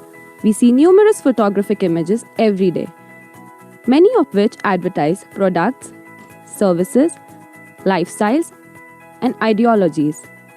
Photography is employed in many fields of science, manufacturing, and business, as well as for art, recreational purposes, and mass communication. Photography today has reached the hands of almost everyone. Thanks to the high-tech digital single-lens reflex cameras, cybershot cameras, and mobile phones, which have flooded the market. There is constant competition cost. Thousands of brands and more to the masses. The basic purpose of this course is to provide basic knowledge of photographic processes, including the use and roles of professional services. The recognition of strong image composition, technical operation, and the essential knowledge for completion of final image portrait history, and also technical aspects of photographic camera with camera control. I'm skipping that video because the video is a bit longer. So you have seen that they have, in the beginning, they have just shown some images for creating the interest. Then they have mentioned what is the importance of photography, how it is essential. And then they have mentioned what they will be teaching into that particular course. Now I will show this introductory video about film studies. This is almost more than 6-minute video. I will be showing some part and I will be skipping some part of this just to let you know what should be the content of your promotional video, which you should keep in your mind.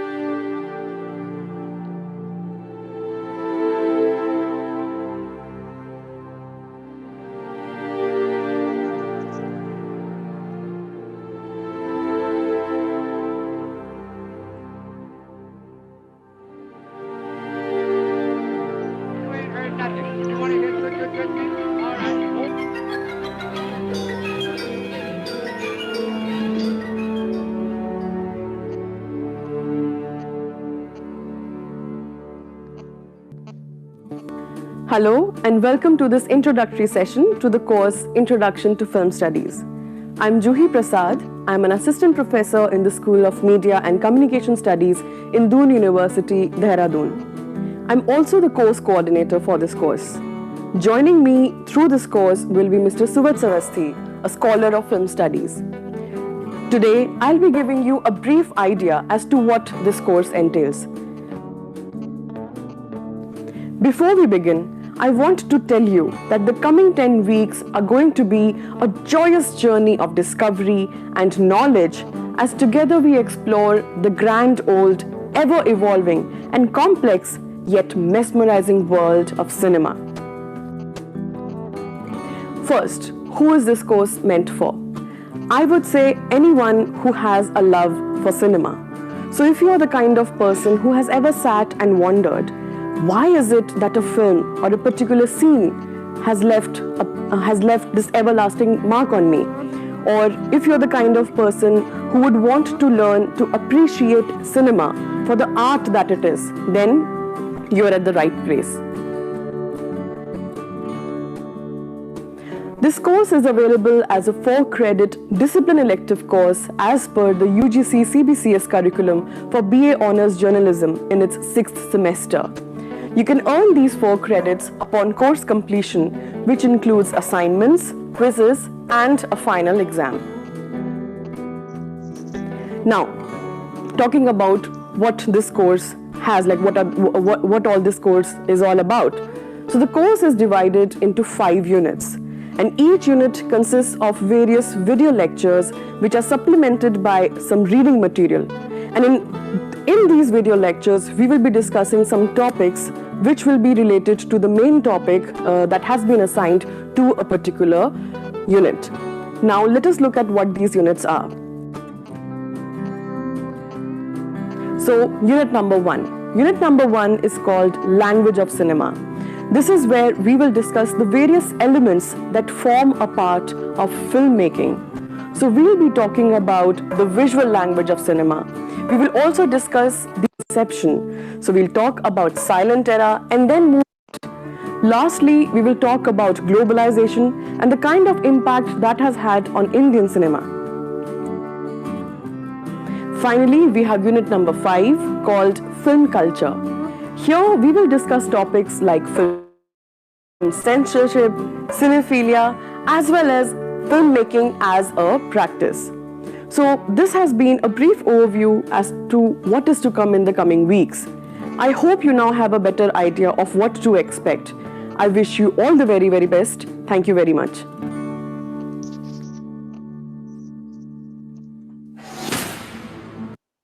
Okay, so this is one of the very nice introductory video. You may have seen that she has covered almost everything that is required to know about this course. So what is the course, the title of the course, what is the importance of that film studies, for whom this particular course is meant, who is going to design this course, all the 2 or 3 people, then what are the contents. Okay, it is a 4-credit course. Okay, so everything, literally everything is mentioned in that 6-minute video. So this kind of video is expected to be developed by we people, if at all we are willing to increase the chances of our proposal getting approved by the National MOOC coordinator. Okay. The second stage in that MOOC is the course development. Now, as I have mentioned in that ADDIE model, the second stage was designing, and that whatever that designing was there, you have to follow the plan, the blueprint. So you have to produce the videos, the production of the other contents, that is the supporting material, okay, for that particular contents, that this you should do in advance. Then quality check, academic and technical, as I have mentioned earlier. This is very important. You must check for plagiarism at each and every stage, because this is very crucial. Then you should make the transcript. See, why transcript is required? Because see, many people have got some different kind of accents, because of which the people may not understand clearly what the speaker is speaking, right? So for that purpose, the transcript is required. Again, this transcript makes it easier for translating your course. Then you must organize your contents according to your schedule, because what we have to do is we have to upload the contents as per the schedule. We have to publish the contents as according to the schedule. Now, the format of the course is such that every module must be having one introductory module. That first video that we have seen was the introductory video for the entire course. Now this introductory module is for explaining what we are going to cover in this particular module. Then we have to schedule the contents, the lecture, the reading material, the assignment. So when there will be assignments, when there will be MCQ type test, when there will be some another kind of examination, right? This schedule you must prepare.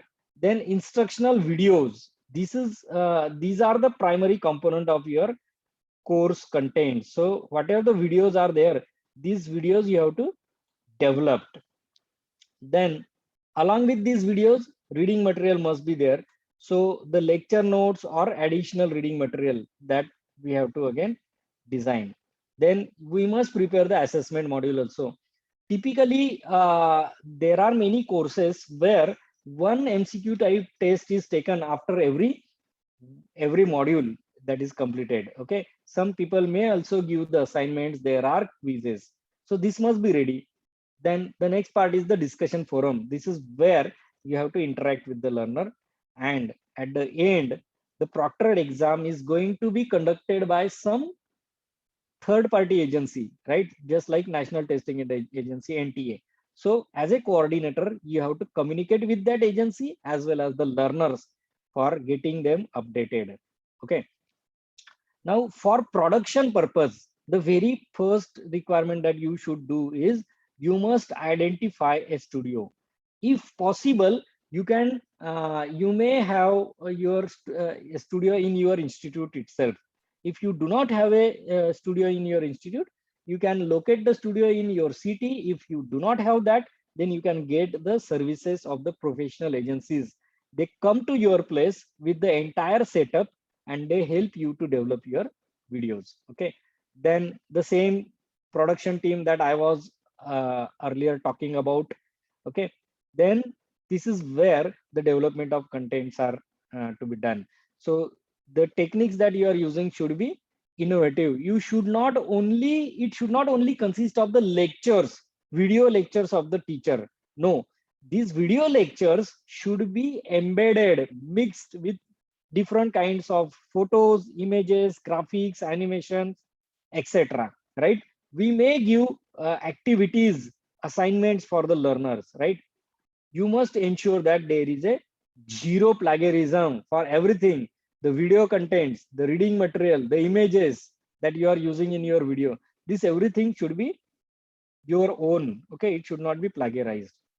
Then the teacher's presence on screen, it should be limited exclusively. Okay, so if only the teacher is available on the screen and the teacher is speaking all the time, then it may be somewhat boring, because there is a research that the attention span of the learner is very small, and if you want to make them engage into your concept, then we must blend our videos with some sort of multimedia content that are relevant.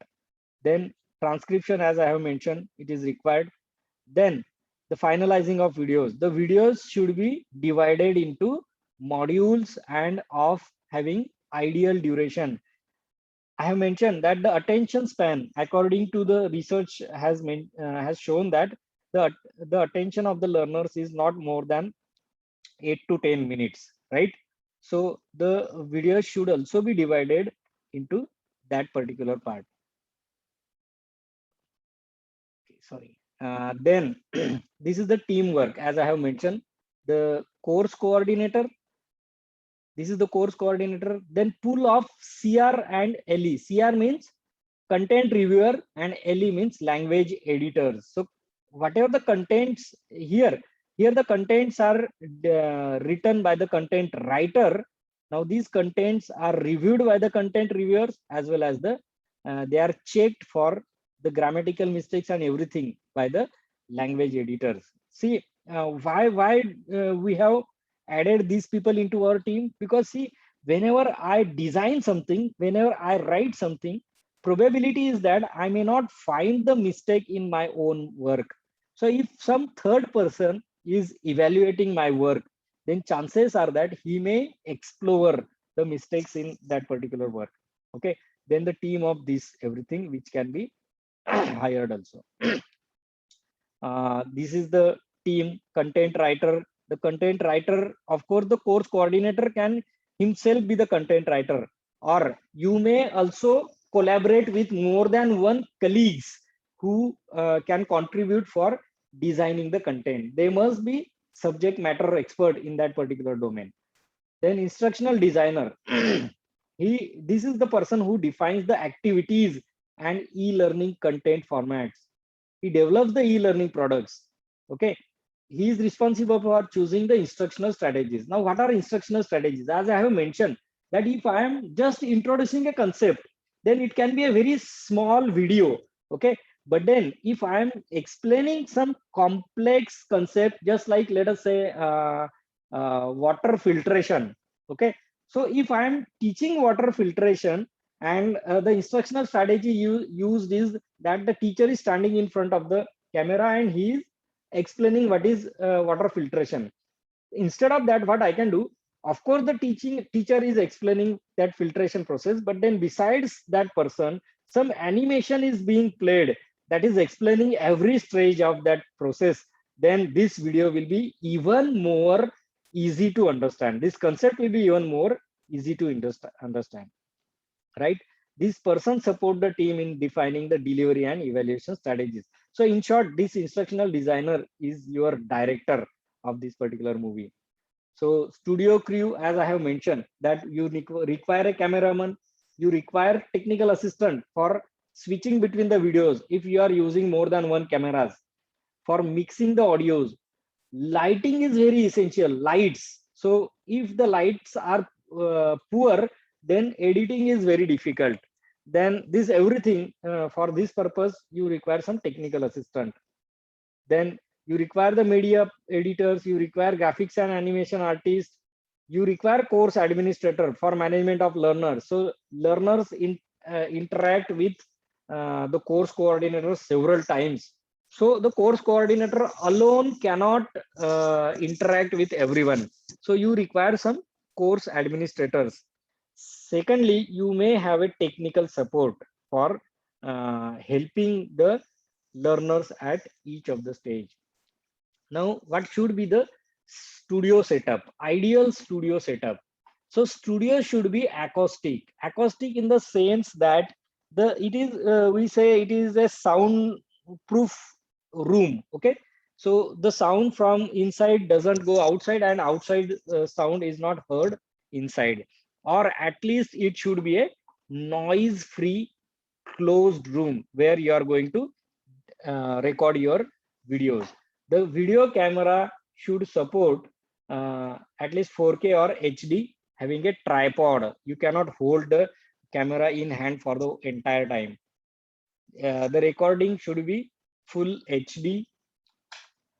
You require very nice lights. Light should be very proper with diffuser, in order to ensure that there are no shadows behind the person who is talking in front of the camera. Also, it should cover the speaker very well. If there are shadows in the background, then it is difficult to edit. I am going to show you the images for that also. Then if I am recording my audio, then we must have some sort of mic. The lavalier mic, which is also called as the collar mic, is a good option. Okay, you should have an audio mixer which helps you to capture the sound very nicely without any noise.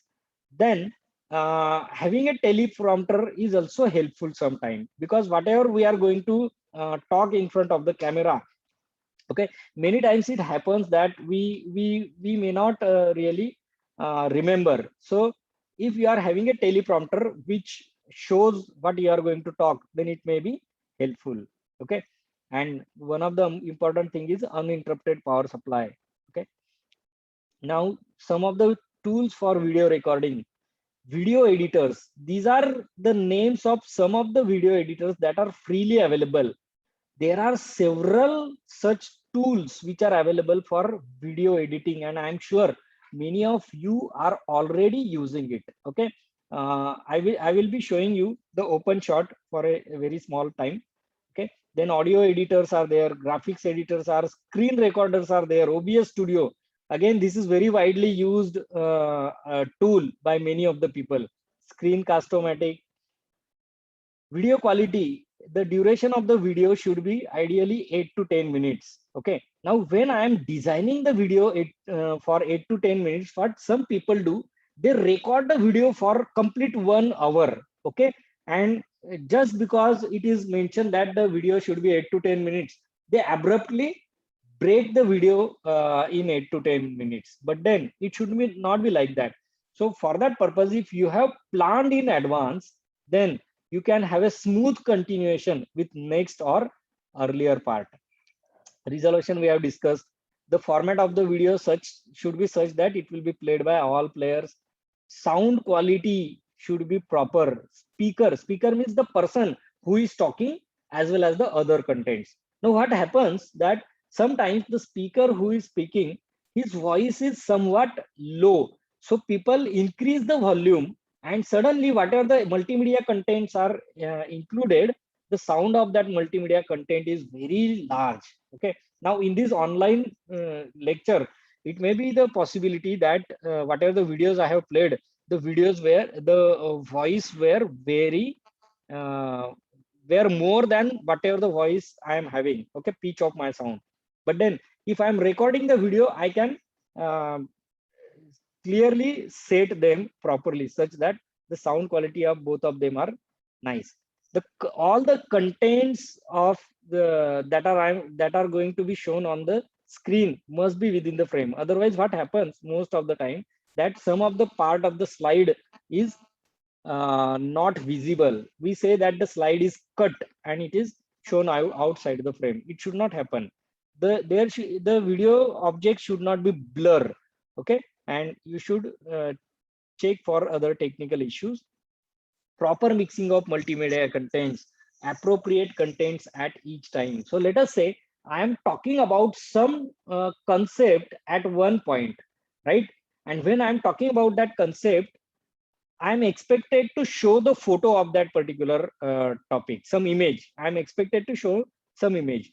Now, if the mixing is not proper, it may happen that this image will be displayed before I start talking about that concept, or it may happen that I have already completed discussion about that topic, and then that image is displayed. So this should not happen. The colors that are used for background should be nice. They should be decent. Otherwise, what happens that the background is very gaudy. Okay, we are not going to make decoration. It should be pleasant for the people to see.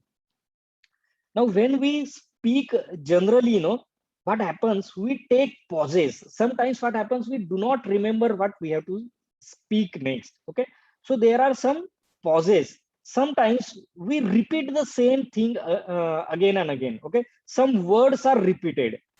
Now in a live lecture it is fine, but then for videos these things should be edited, it should be removed. Then this is very important, you must prepare in advance. Whatever we are going to explain, whatever we are going to talk on the video, we should make the script of that. See, preparing a MOOC is almost as good as making a movie. So just like a movie has got a script, we must have a script about what we are going to speak on the camera. Now, why script is essential and useful? First thing is that, as we have mentioned, that we have to make the video into 8 to 10 minutes duration. Okay, so if I have got the script ready in advance, then I can decide where to start and where to stop, right? So this duration or smaller modules or smaller part of my modules are easily possible if I am having a script in advance.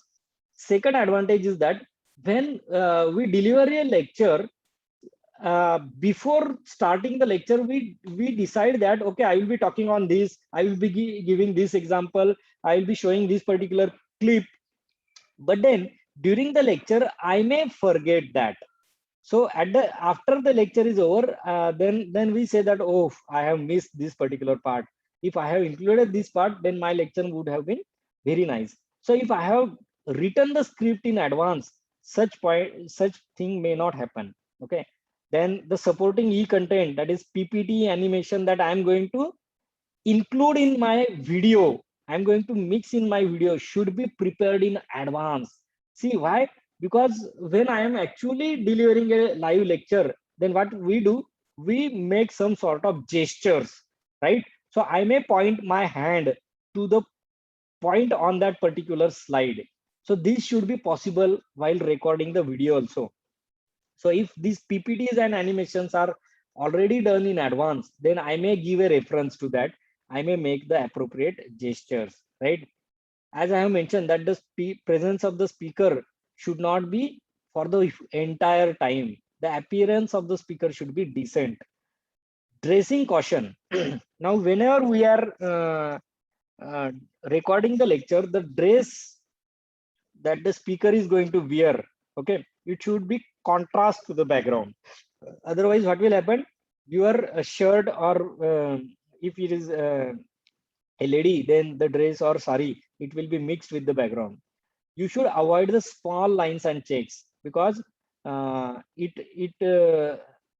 you can say, it is not very nice for the eyes. Okay, mic placement should be such that it will reduce the noise. This is especially essential if we are recording a lecture of some lady, because usually the ladies wear some sort of necklaces, or even their hairs. If these hairs and necklaces are touching the collar mics, then it may create irritating noise. So you should make sure that these things are not happening. The body language of the speaker should be very good. You should be looking into the lens. You should restrict your movement. Okay, you in our traditional classroom scenario, we are used to move here and there. We move to the students, we come back to the whiteboard, we again move to the student, and just like that. This is not possible in front of the camera. So you should limit your movement so that you do not go out of the frame. Okay, so you have got this video frame restrictions, and you have to make sure that you do not go out of that. And most important thing is the smile on face. It adds a grace to your video. Many people, when they are recording a video, I don't know why, but they get tense. Not only you say, there are several people. Okay, so you should keep a smile on your face. Now, what are the points to consider? The first thing, you should know the technology for producing the video and uploading them. The length of the material, you should ensure, because you have got some limit. So it may be a 40-hour video course. So if it is a 40-hour course, then your entire modules, number of modules, should not be less than 40 hours or not more than be 40 hours. You should strictly follow the schedule that is mentioned. Now you are given some funds for developing your courses, so you should plan accordingly. Otherwise, you may run short of your funds. Promotion of your course, you should take care of that. You should ensure that there is no plagiarism. Fine. So this is the photo from the studio of our university. Here you can see that this is the green screen. We call it as a chroma screen.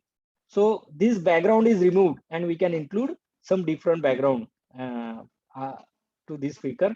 These are the lights. Okay, you can see here that there is no shadow behind this particular person, and this is the camera. This is the video camera person. You can see here that we are using some teleprompter here. So teleprompter is optional. You may use it or you may not use it.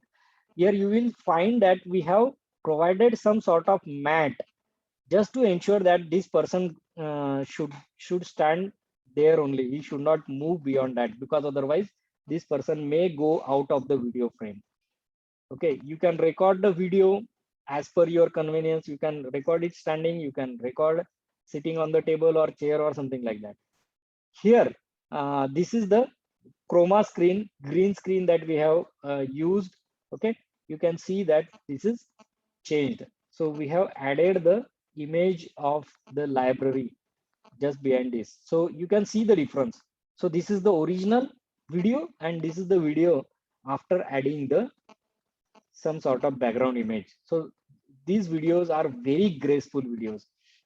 Secondly, as I have mentioned, that if you have developed your PPTs in advance, then you are knowing about where exactly the points are there on each of the slides. So you can make the appropriate gestures.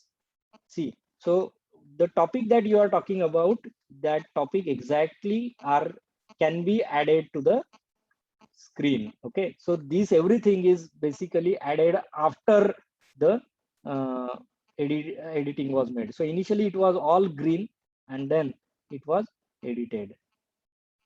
Then course promotion, Swayam, of course it promotes for your course, but then you should promote on yourself also.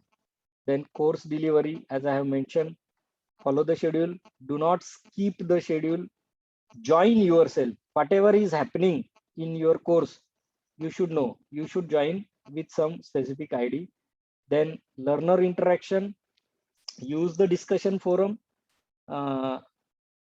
Okay, you should answer every query of the student. Okay, promptness keeps it live. So as you should answer the query as soon as possible. Okay, you should keep reminding about the important events, just like deadlines for submitting the assignments, exam date, etc. Okay, these are the assignments where we have mentioned how we have prepared a video about how to submit the assignment. Then fine, so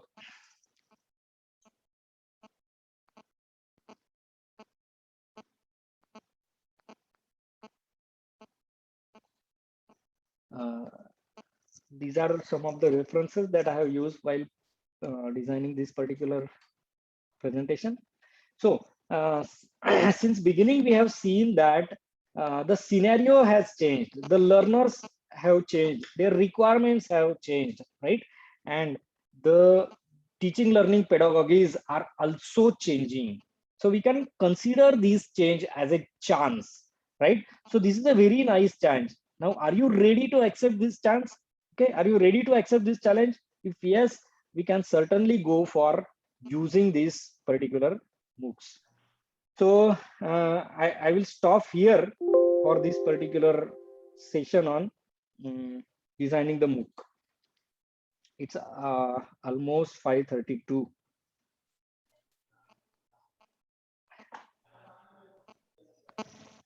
What I will do, actually, I was about to show you one video editor, because as Dr. Prasad Wadegaonkar sir has told me, he is very keen in giving you much knowledge about actually developing the contents. So that's why whatever I have discussed so far, these were the things that you should ensure, not only for MOOC. Even though I am recording my simple lecture for distributing with my students, you should follow these things. What I will do, I am going to show you one editor, OpenShot video editor. I will not take much time, hardly 15 minutes. So OpenShot video editor, I think my screen is visible, no? No, sir. No, not now. Okay, sorry. Yes, sir. Yeah. So this is the OpenShot video editor. OpenShot video editor, it is a freely available video editor. I don't know whether some of you are already using some video editors or not, but I'm sure that many of you are already using, already creating your videos. There are hundreds of video editors. I'm just going to show you this video editor today. And so I'm going to design a new project.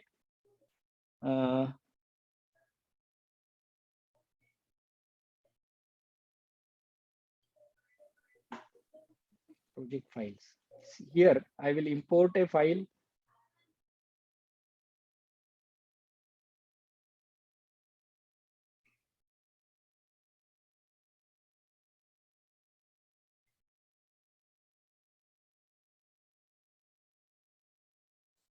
This is one of the video by Dr. Sachin Labde. He has developed some contents at our course. So here you can see that there are some number of tracks. Here you will see. So there are 5 tracks. What I will do, I will click and drag this particular video in one of the track. So I have added this video. This shows you the. Hello, this is Sachin Labde once again. Right. Okay. This time. Now, how to insert some sort of how to make mixing. Now, let us say I want to give some title to this video. So what I will do, I will move this video somewhat after some time. Okay. And I am adding some more file. What I have done, I have prepared one slide. Okay. This is a slide. This slide I want to add at the beginning of my video, right? So I have added this particular slide, and then if you are playing now, you will be able to see that. Hello, this is Sachin. In the previous session, we had discussion on a This is crucial Sachin and Labde once again, I think sorry. essential phase in curriculum design and development. The clip was added twice. So here you can see that initially this title screen is seen, and then the video will begin. Hello. Okay. This is Now, Sachin if I want to provide some music, background music for this title slide, okay, so I can do that. So here I will import a file. I have taken one music. Okay, you can get the music from anywhere. Now this music I will be adding in track 2. Okay, I have taken here. Now I don't want this to be played for the entire time. I want it to be played for this much time only. So now you will be able to see the difference. once again.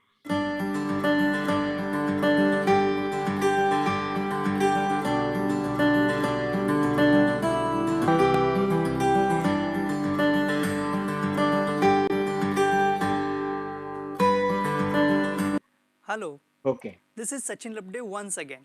So see what I have done actually. I have recorded my video in front of a green screen. Then I have added some image at the beginning. Then I have added some sound also. Now let's say if somebody is interested in removing the sound, we can do that. If you click here, and there is an option separate audio. So single click. So audio is separated. You can move it here and you can delete it. So if I delete this clip, then you will find that now the sound is not there.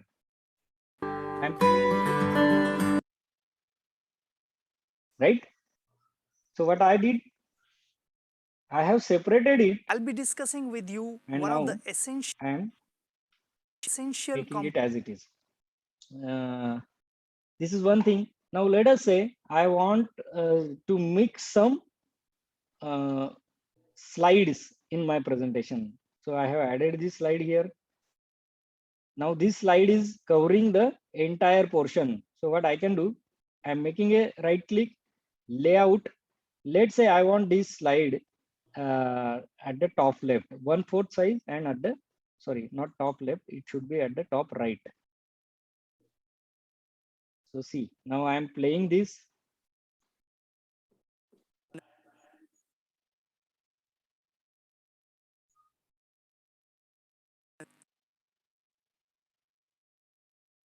I'll be discussing with you one of the essential components of the third module, right? On Then perspective you can curriculum design. also clip these videos. Let us say this is the part. Okay, I want to remove some part of this particular video. So what I will do, I will right click here, slice option is there, keep both of the sides. Then I will move to the next part. Okay, let us say up to this point. I don't want this. As I have mentioned that there might be pauses, there might be some repetitions. I want to remove them. So see what I did actually, I have sliced it.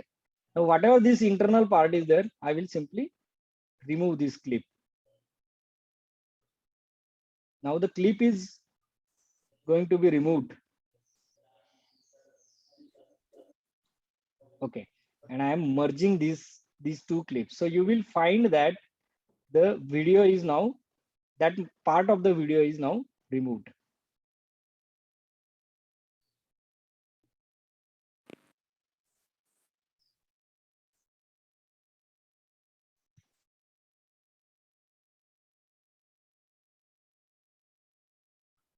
In this session, we will focus on learner-centric aspects.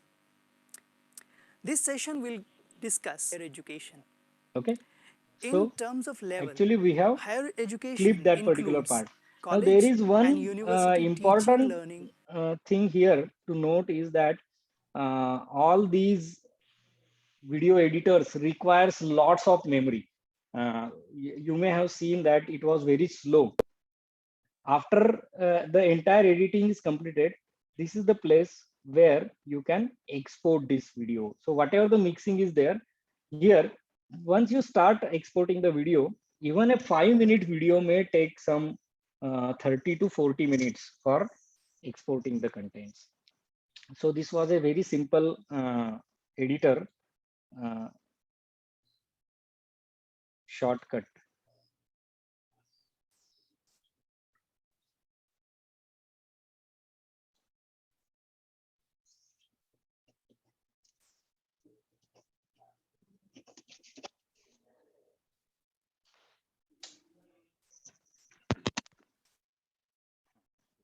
So I think I should stop now. It's almost 5:45 and I was supposed to give some time for you. On activity also.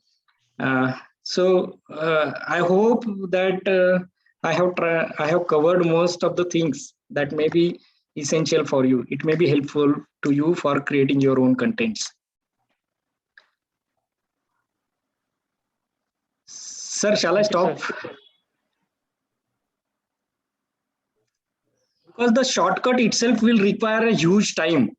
If we are demonstrating this entire thing, it requires a large time. It takes too much time for every processing. But then I have given the idea you can find videos on YouTube also. Shortcut is not essential that you should use shortcut only. There are lots of such tools, and I'm sure some of you are using it for developing your videos.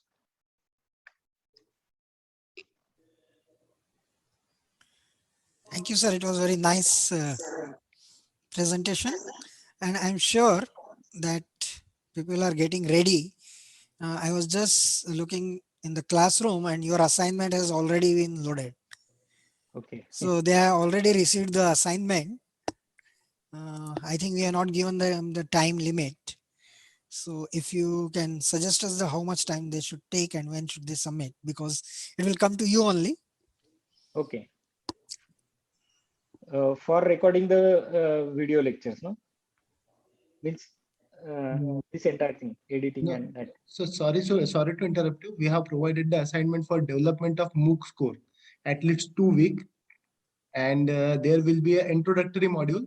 So participants have to develop an introductory video, at least 3 to 5 minutes, and they should develop their at least 2-week course in the MOOC format. Okay, the same assignment. Fine. Yes. Great. Yeah. Great. So it is quite big assignment, so you can take time. Yes. So we'll decide upon the last date, but then it should be, sir, how much is the duration for the course? It is 12. This is a 2 weeks program. 2 weeks, no? Yeah. Okay, we'll just announce the last date in maybe tomorrow. Okay. So what I feel that, see, our purpose is to give them as much as possible. Their first priority is to complete this course. Number one means for their career advancement. But same time we want that if it is possible, if they can create their own small content, they can get a score also in for their API. Right. Correct. Since they are going to spend 2 weeks with us, if they can create the suitable, you can say, the content of their course, and I think already shared the scoring system for API for this, they can try for that also. If they want, then we will put their videos and our HRDC server, and they can get the link. Right. So it is also possible, but let's see how the response is coming and how much they are developing. But this is an opportunity for them to get some API score. Right. Correct. Sir, one thing I will like to mention here, even though we have given it as a part of assignment, it is observed that some people get it done from some professionals. So I would request all of them to avoid this, because we are expecting that you people should learn this everything. So the quality may not be very nice. It should not, we are not expecting that it is a professional level quality. Okay. But then your effort should be should be reflected in your video. Right, sir? Correct, because we all are teachers and we cannot, if we start, you can, what we say, cheating ourselves, it's not good. So I am not doubting anyone. I'm not doubting, I am not going to make any comment on that from where they are getting, but I'm expecting that they are doing their own, and that will be the great satisfaction for them also and for us also. Right. Great. So, and any type of help is required, it will be provided. And you have to submit the assignment in given time. We can refine your videos later on also. Okay, because you have to complete our course in the given time, that is in 2 weeks. And I know that it may not be possible for everyone. It is really difficult to create complete finished product in this short period, but you have to initiate it. If sir is asking you for all 4 quadrant, you start putting something in that. And after, when this refresher course is completed and you are having the time, you can complete that one. You can give the finishing touch to that, and you can use that course as your own content. Okay. So we are not at all expecting that you are going to create a finished product in this particular refresher course. No, we are just introducing it. Right. Fine. Is it clear? So otherwise you will start taking the tensions, because independently I am also putting something on the classroom. Assignments are also coming from this side. So don't take tension. Okay. Relax. But of course, this 2 weeks will be quite tough. So start enjoying those things, because there will be a variety of items will be there. So I hope you will also enjoy this. Yes, sir. Thank you, sir. Sanjeev, sir. Thank you, sir. Thank you. Yeah. So Hello? I think So it's a time for proposing vote of thanks. Sir, and we will conclude. Yes, sir. Please. Sir, myself Chitra Wankhede. Yes, sir. Sir, you have given the small assignment regarding the MOOC test. So can you share the mobile number of the Pathfinder, sir, for their technical issue while making the MOOC content? Yes, sir. Definitely, we will share the contact details of the Professor Suhas Paspande, sir, in our group.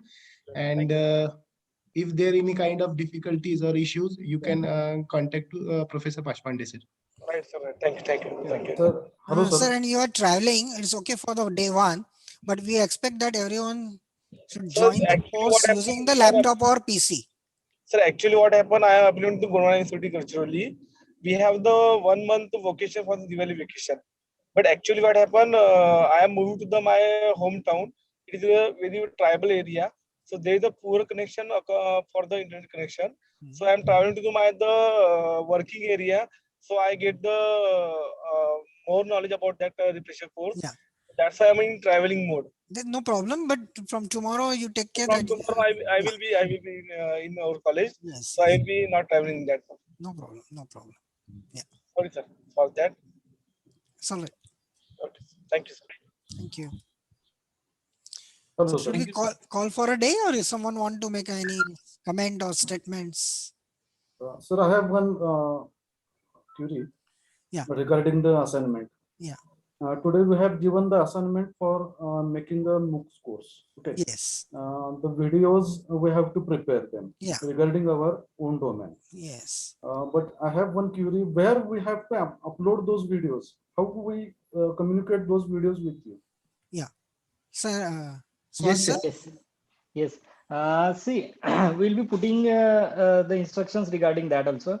But you can do, you can upload this video on Drive, Google Drive, and share the link on your Google Classroom of this particular course. Okay, that assignment that has been given. Yes. One PDF has been given to us. Right. In that PDF, we have to put that particular link. Okay. You are going to save your video in your own drive. Google Okay. Drive. Own drive. Okay. And I got link that. to this. And that link we should have to mention in the form that has been given to us. Okay. Yeah. Right. Okay. Thank you, sir. Thank you. Sir, one question. Yes, please, ma'am. It's a 2-week MOOC course, so content has to be rich one. So how many hours per day the student, means that content has to be maximized, means how many hours this the learner will spend? Madam, you have 1 to hour, 2 prepare. hour? Yeah, you have to prepare only the introductory video. Only three introductory? minutes. Yeah, you don't have to make the entire MOOC. It is a very voluminous task. You cannot do it. You can't do it in one month also. You require a huge time. You have to just record a 3 to 5 minute introductory video, just like I have shown you for the film studies. Okay. And sir, if you sorry, create... sir, I had crashed my laptop, so I had to restart it again. So I missed 2-3 minutes time. Last 2-3 minutes, no? Yeah, because I was booting my laptop and it was really very hectic to boot that laptop. So okay, actually it crashed when you were showing that editing of the video. Okay. That was not very means it was for just for some 5 minutes only. It was just introductory because it takes a huge time for applying every effect. So whatever the video editor you are comfortable with, if you are using some video editor already, you can use that one, or you can use the shortcut. I have shown shortcut because it is freely available. Okay, you can use any video and you can get the you can say illustration videos on YouTube also, how to use them. Okay, fine. Yeah. So we can use any video editor, whatever we have on our laptops. Yes, but then it should be your own work. Okay. Yeah. Excuse me, sir. Hello, sir. I have one question. Yeah. Can I use some other video editor? This is the first question. And second question, can I upload that video to the YouTube and provide a link of that YouTube? Sir, your answer to your first question, I have already answered it. You can use any video editor that you are comfortable with. First thing, it should be your own work. Okay. And secondly, you can upload your video on YouTube, but then once you go to YouTube, no, it becomes public. So these are our primary videos, okay, preliminary videos. So there chances are that there are several errors, mistakes in that video. It should not got public. So that's why I have given the option to upload that video on your Google Drive and share the link with us. So it will be private between us only. If you feel that your video is very nice, you can upload on YouTube also. But then that you can do later. Right? We can upload on Classroom Drive also, right? No, please don't. No. Okay. Sir, if you create assignment, so we can post it as the assignment submission. Yeah, in Classroom you can submit your assignments, not videos. Okay, other fine. Assignments. Other assignments, no problem. Okay, fine. Can you share this lecture video? You can make it unlisted also, no, sir? Pardon? You can make it unlisted also, no, sir? Can you share Pathfinder sir's video? We can't do it Yes, publicly. madam. Shilpa madam, you are right. You can upload the video on YouTube and you can keep it unlisted. That is one option. Yeah, but then yeah, see, exactly. many people are not aware of that. That's why I was trying to avoid that option. So Okay. let us keep it to one option. Let us keep it to one option. Hello. Yes. Hello. Please. Hello, sir. Hello. Hello, Yes, sir. yes, please. Yeah, if I have prepared some content for EPG Pathshala, then to whom I have to contact? EPG Pathshala, I think it is Inflinet product. You just search EPG Pathshala, you will get it. It is a product of Inflinet. Okay, sir. Yeah. And if I have prepared the e-content, then on which platform I have to launch that? E-content. Yeah. If it is your own e-content, one option is this EPG Instead Pathshala. of YouTube. Yeah. No, YouTube is not a complete e-content. So either you should have your own platform, your own college website, or you may use some LMS like Moodle. Okay, sir. Okay. Yeah. Thank you, sir. Okay. Again, I have one question. Please. That is the skill-based course, getting the certificate. Which course? Skill-based course, yoga like that, or photography like that skills. If any student will complete, he or she will get the certificate for that course from See, that Swayam. Right. If that course is not a self-paced course, if it is a schedule-driven course, then there will be exam at the end of that course. Okay. If there is a proctored exam, then only you will get a certificate. If it is a self-paced course, then in that case, it is not meant for providing certificates. It is meant for distributing the knowledge among the students. Okay, sir. Thank you. Yeah. Sir. Yes.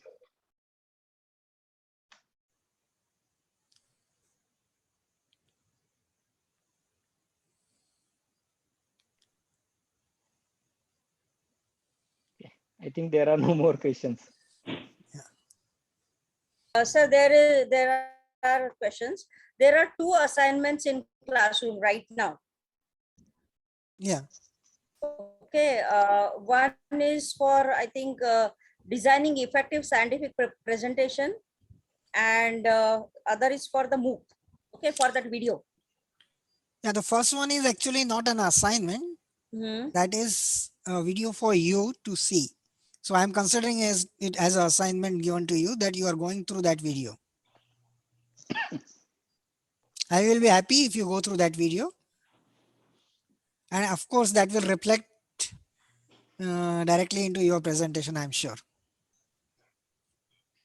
I didn't get you.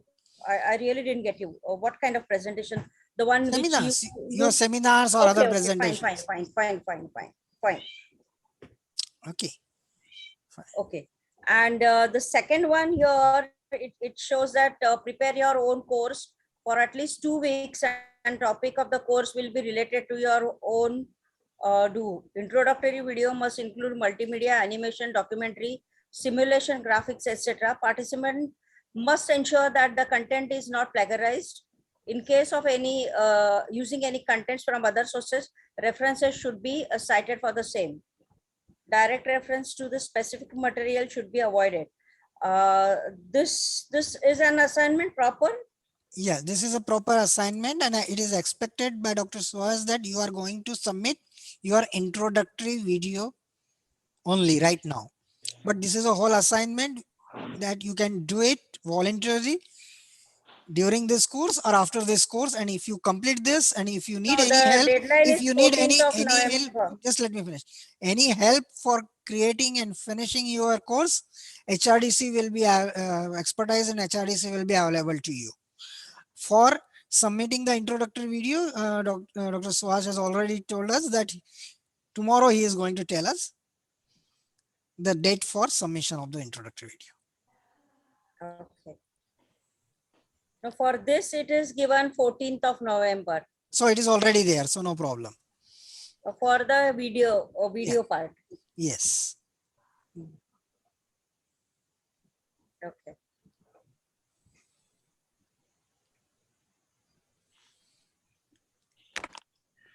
Anything else? No, I don't think so. Sir, please share Paspande sir number. Yes, Yes, sir, Ankit, definitely. Yes, sir, definitely. Within couple of time, I will share in our group. Excuse me, if possible, it has been recorded. I think Paspande sir's lecture has been recorded. So, if possible, can you share with us this entire lecture, recorded video? I will share the presentation, PowerPoint presentation. Yeah. Okay. Thank you.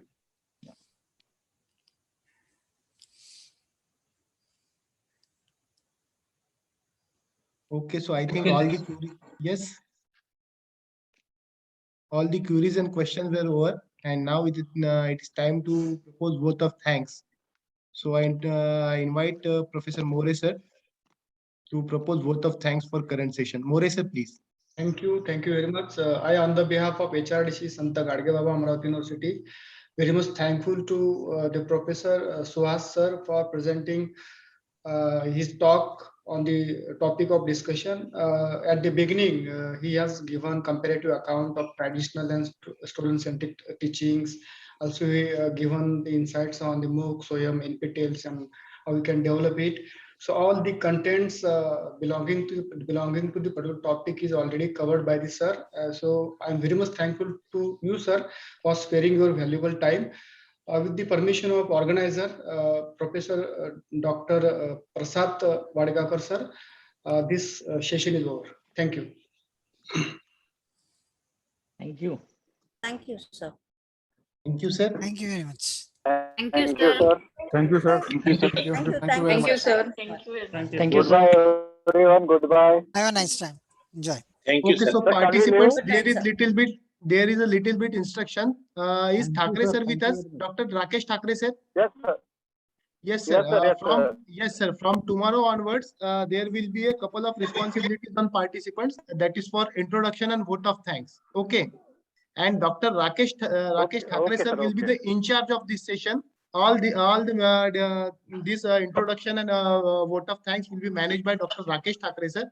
And Dr. Rakesh Thakre sir will inform to the participant who will introduce and who will propose vote of thanks for each and every session. Okay. Thakre sir, it is okay? Okay, okay. Okay. And Yes, what sir. Yes, we, sir. Thank you yes, for what we have, building. yes, sir. What we have to do, you have to provide the responsibility to each and every participant according to your enrollment number. Okay, sir. And from today onwards, enrollment number 1 will introduce and enrollment number 2 will propose vote of thanks. Like this, we have to complete all these sessions, and CVs of resource person will be provided in advance to you, sir, in our WhatsApp group as well as you too, sir. Okay. Okay, so tomorrow onward, you will manage these things, sir. Thank you. Thanks a lot. Okay, so we will stop here and meet tomorrow. Okay, sure. Yeah. Thank you. Thank you, sir. Thank you. Thank you, sir. Thank you. Thank you Thanks very a lot. much. Thank you, sir. Thank you very much. Is it okay to leave? Yes, ma'am. Now we are stopping here. Okay.